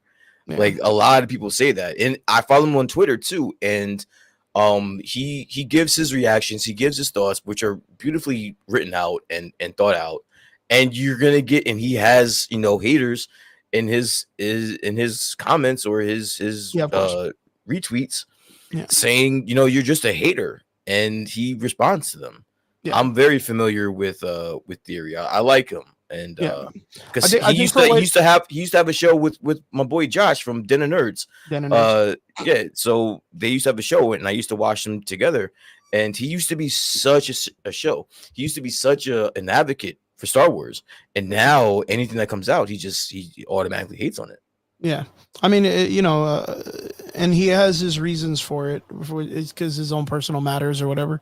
Everybody has their platform that they need to stand on and stand on their own 2 feet with it. So, like, he comes out, he gives his opinion, but of course, like, his opinion can literally change the tide of a television show almost. With how many people that follow him and respect his content and whatnot. But I guess that comes with that era, right? We're not really at that, but that's what gives us a really cool point is that we get to actually like talk about this and debate about it. And for me, I've come to a point where like I thought the show was not written very good, and I thought the directing was mediocre. And I thought this goes back to an episode we did a long time ago, and it's almost written in the same format as Obi-Wan. Where like this show was interjected and they brought in a whole bunch of characters that they expect us to care about right away because they have lightsabers, but none of it really matters because in the end it's almost like a self-closing wound, and it was never there to begin with, almost like a fever dream where like someone's going to wake up and Obi-Wan's going to wake up and be like, oh my God, I just had the craziest dream that this all happened on this planet with these 2 twin girls and these witches and stuff like that. And then Yoda's going to be like, oh, crazy you are, inspired by the dark side you must, or whatever. You know what I mean? Like it never really happened. It just interjected itself back into the Skywalker saga. And this goes back to a comment you made a long time ago with the idea of Revan, right? Or what's her name? Reva? Yep. And you were like, when are they going to stop? Like, when are they going to run out of time? Like, they're running out of gaps in the middle of the Skywalker saga, that they're just running out of ideas in this little format from Anakin's beginning and Darth Vader's end. Like, what are you doing, my guys? And now we're at this point where they're starting and they're trying to get around that loop by from this little square. They're now out here trying to mess with the other part. And it's like, bro, like, go fucking 5,000 years in the past and do something. Like, leave that saga alone. Like, we can do something different. Like the Rey thing, like they can get beyond this. They need to be past this already. They need other parts, dude. I think I agree with you, but I don't think this show pertains to that though, because no one in this show besides Yoda is alive when the prequels start. Everyone else is dead. I don't even think Sidious is even alive at this point. Well, Sidious is, they think that that's who He's The not girl alive. was talking to on the phone. He's not alive at this point. He's not alive at this point. It's 100 years before the prequels. Yeah, 80 Sidious is years. not alive. Yeah. So like this is open and closed before the prequels even started. I think that's the one thing that was in favor of this show. You don't have to really expand into the greater the Star Wars universe in order for this to work. You have a wheelhouse that you have to play with that hasn't been told yet, and you still fumble that. I don't understand that. They I think the furthest that they pushed it was the what do you call it, the streams or the strings that they The you know threads. as the threads as the force. I think that's about as egregious as they were planning on going. Everything else is before the prequels. The thread could be a different theory as to what the Of the force force. is, Yeah. of the force that could be visited later down the line. But other than that, everything is open and shut before the prequels even start. So I'd have Well, to disagree with you on that one.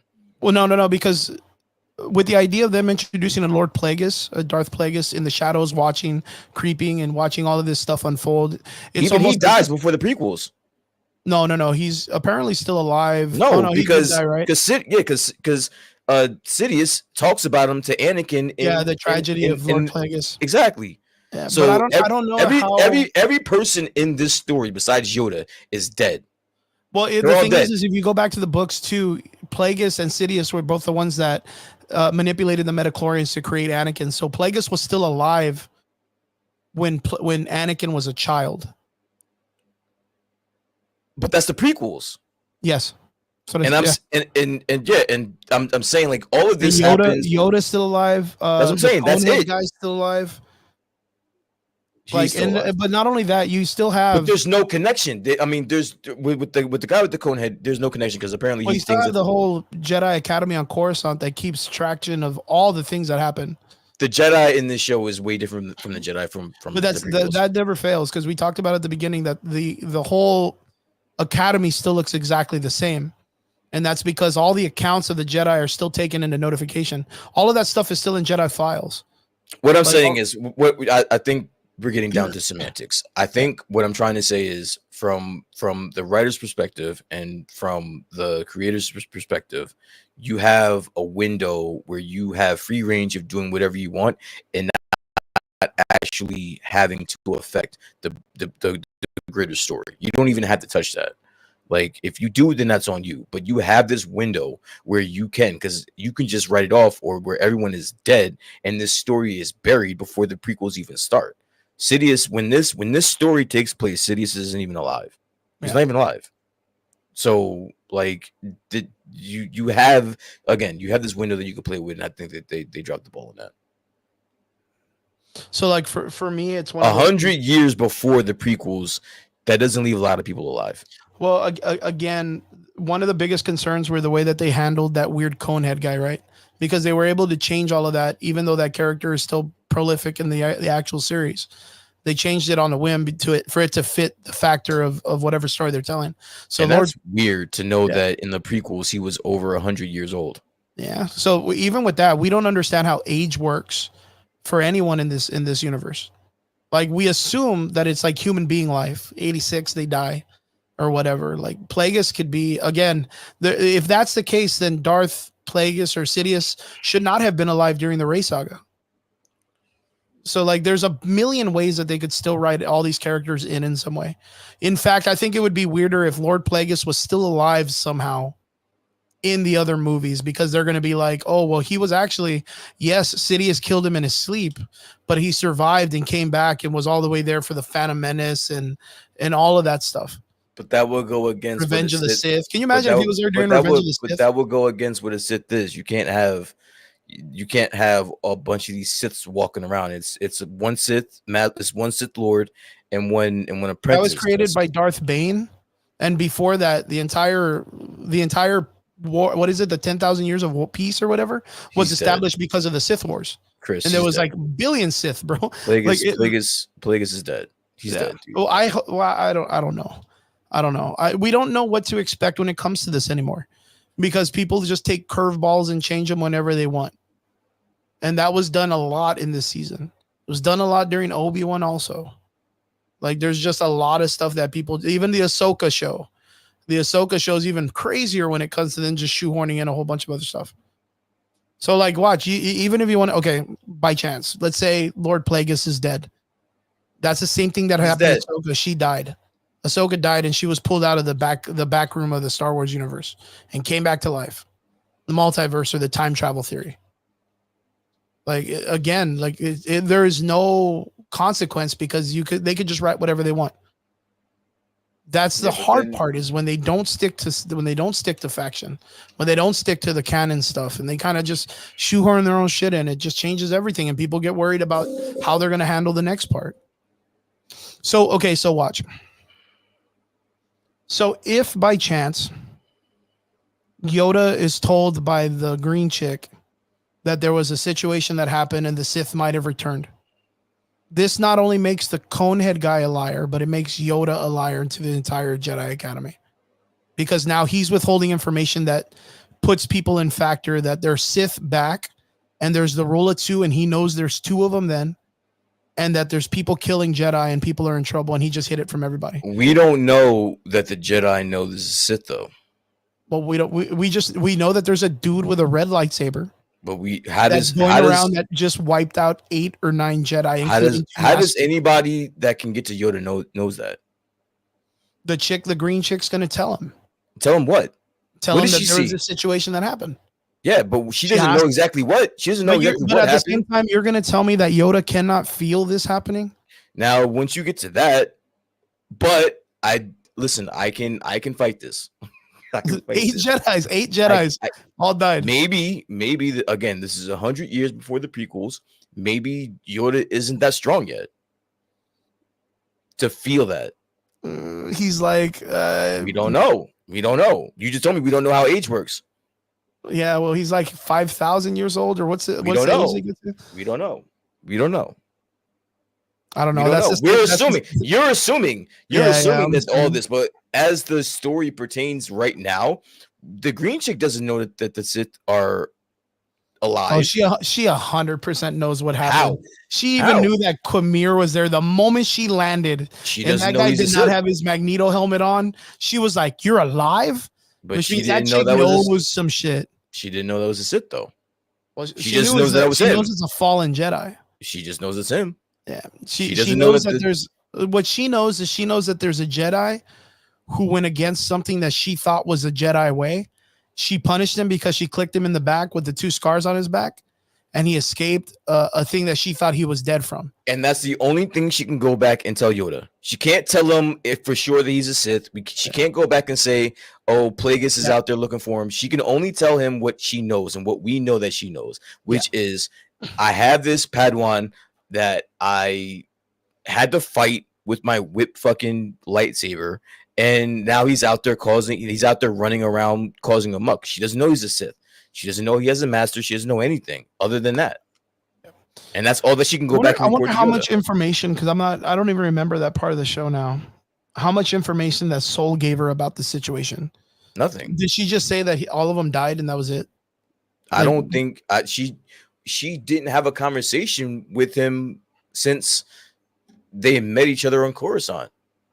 Yeah, because like I want to know like if Soul told her that there was a dude here with a red lightsaber or something. He didn't. Once Soul grabbed a hold of May, he dipped.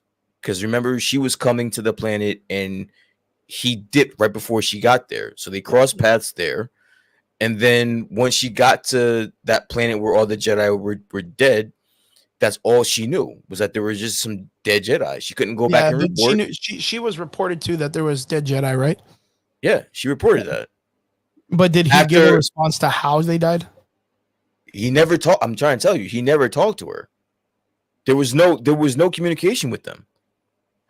That's what I'm saying. She doesn't know shit. Why even show up? If she doesn't even, she just thinks they're still on vacation or on that they're still studying that planet. And all she knows is what? Like, what does she know? She's going there with a whole group of Jedi. Yeah. She knows some shit popped off. Yes. But they don't know why. So they're just showing up blind. Yeah.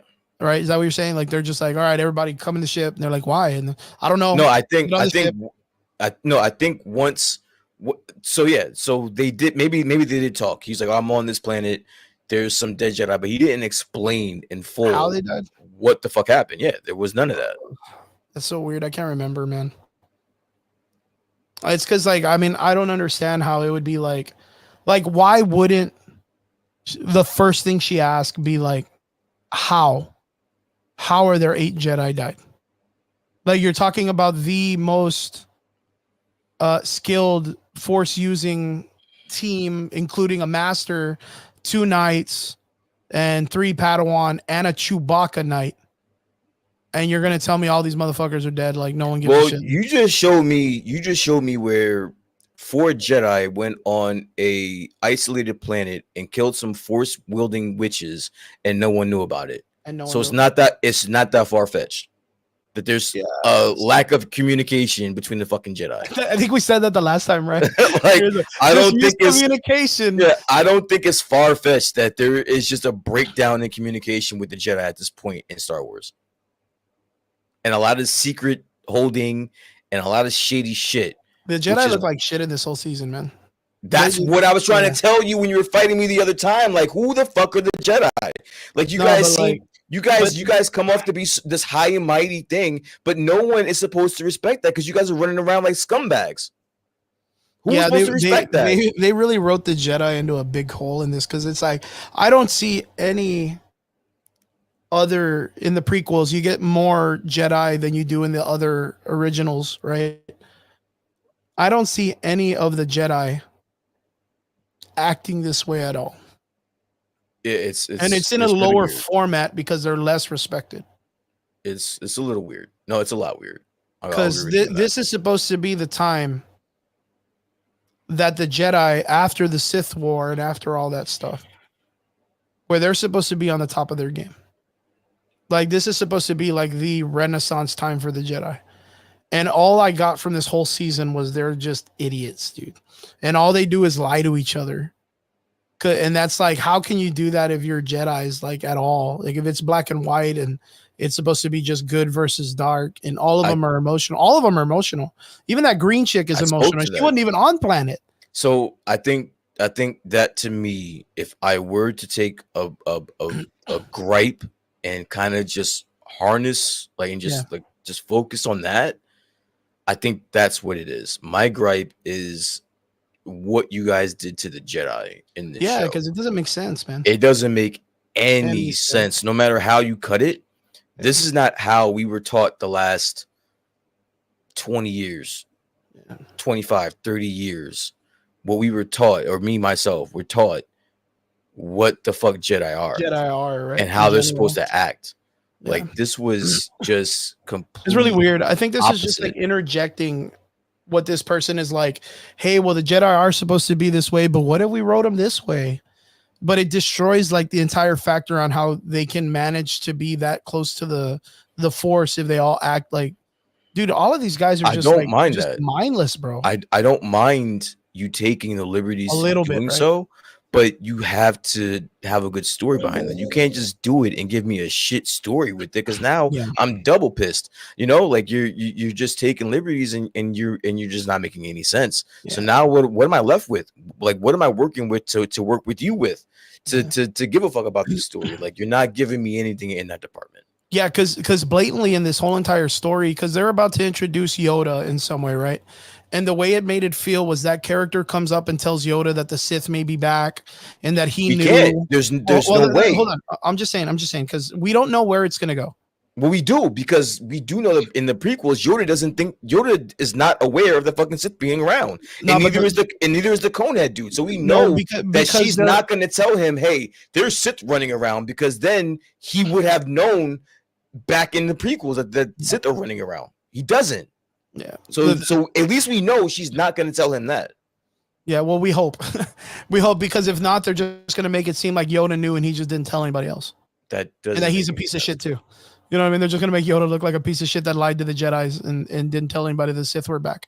That the craziest form of opposite, antithesis to the Jedi are back, and there's a rule of two, and they're there too, and you know what I mean. Like there's a huge factor that can happen, and they can ruin a lot of stuff.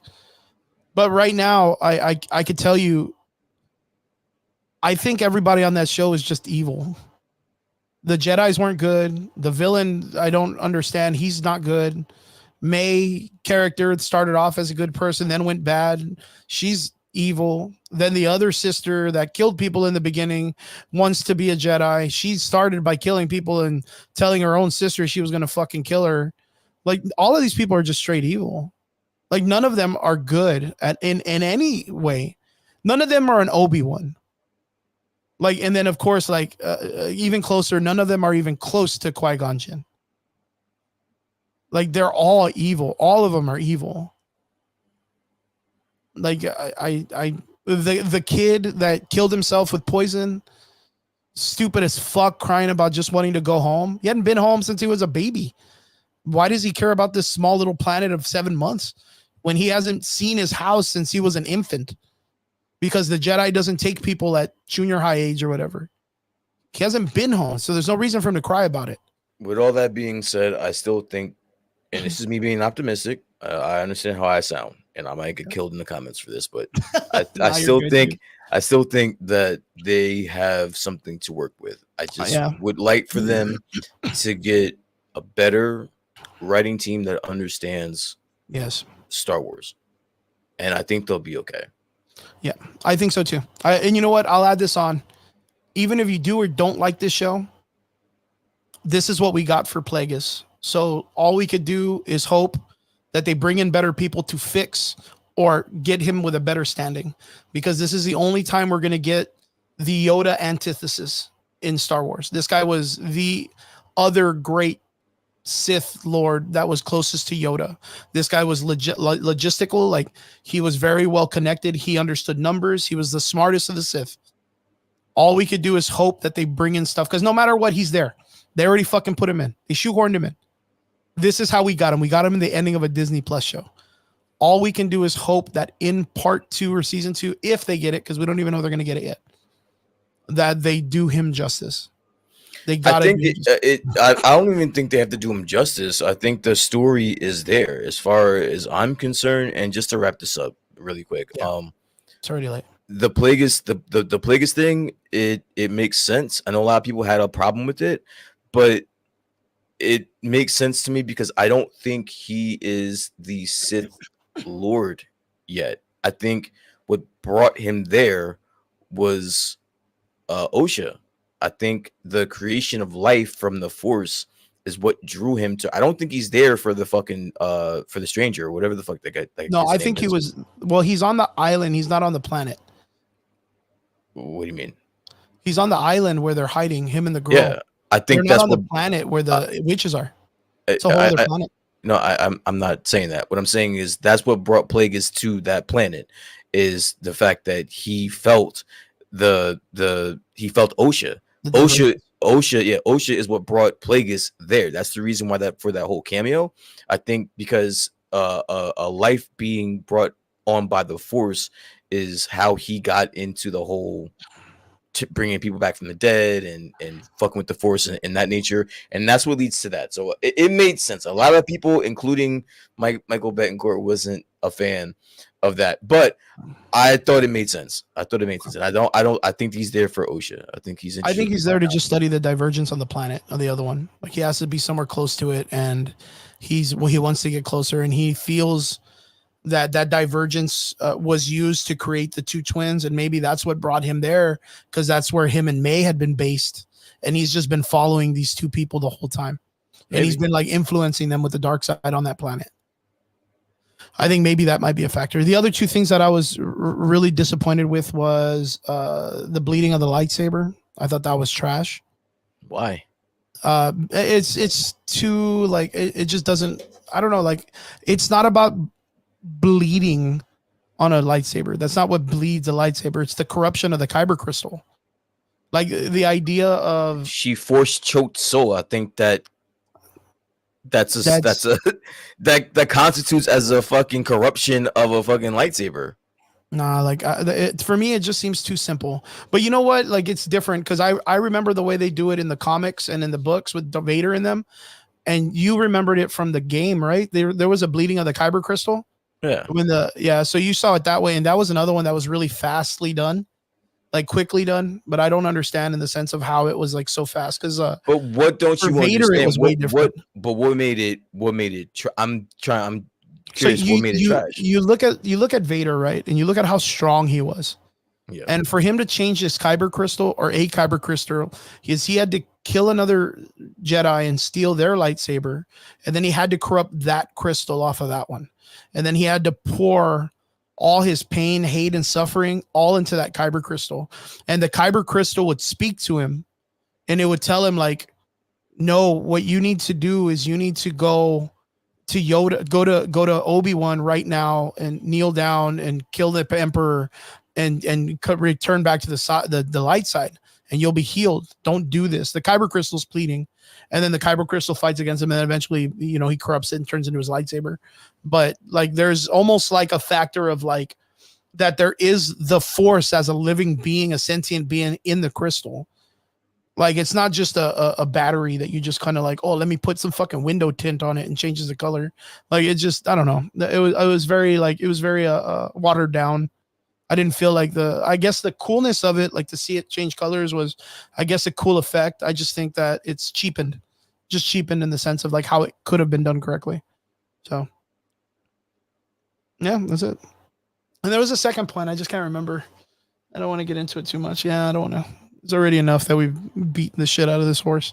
So, yeah. Last question, Brian. Are you excited for season 2 or no? I don't think we're getting a season 2, bro. Yeah, I think for what it's worth, I don't think we're going to get the okay on it. I think it needs a season 2 to make sense, but I don't think we're going to get it.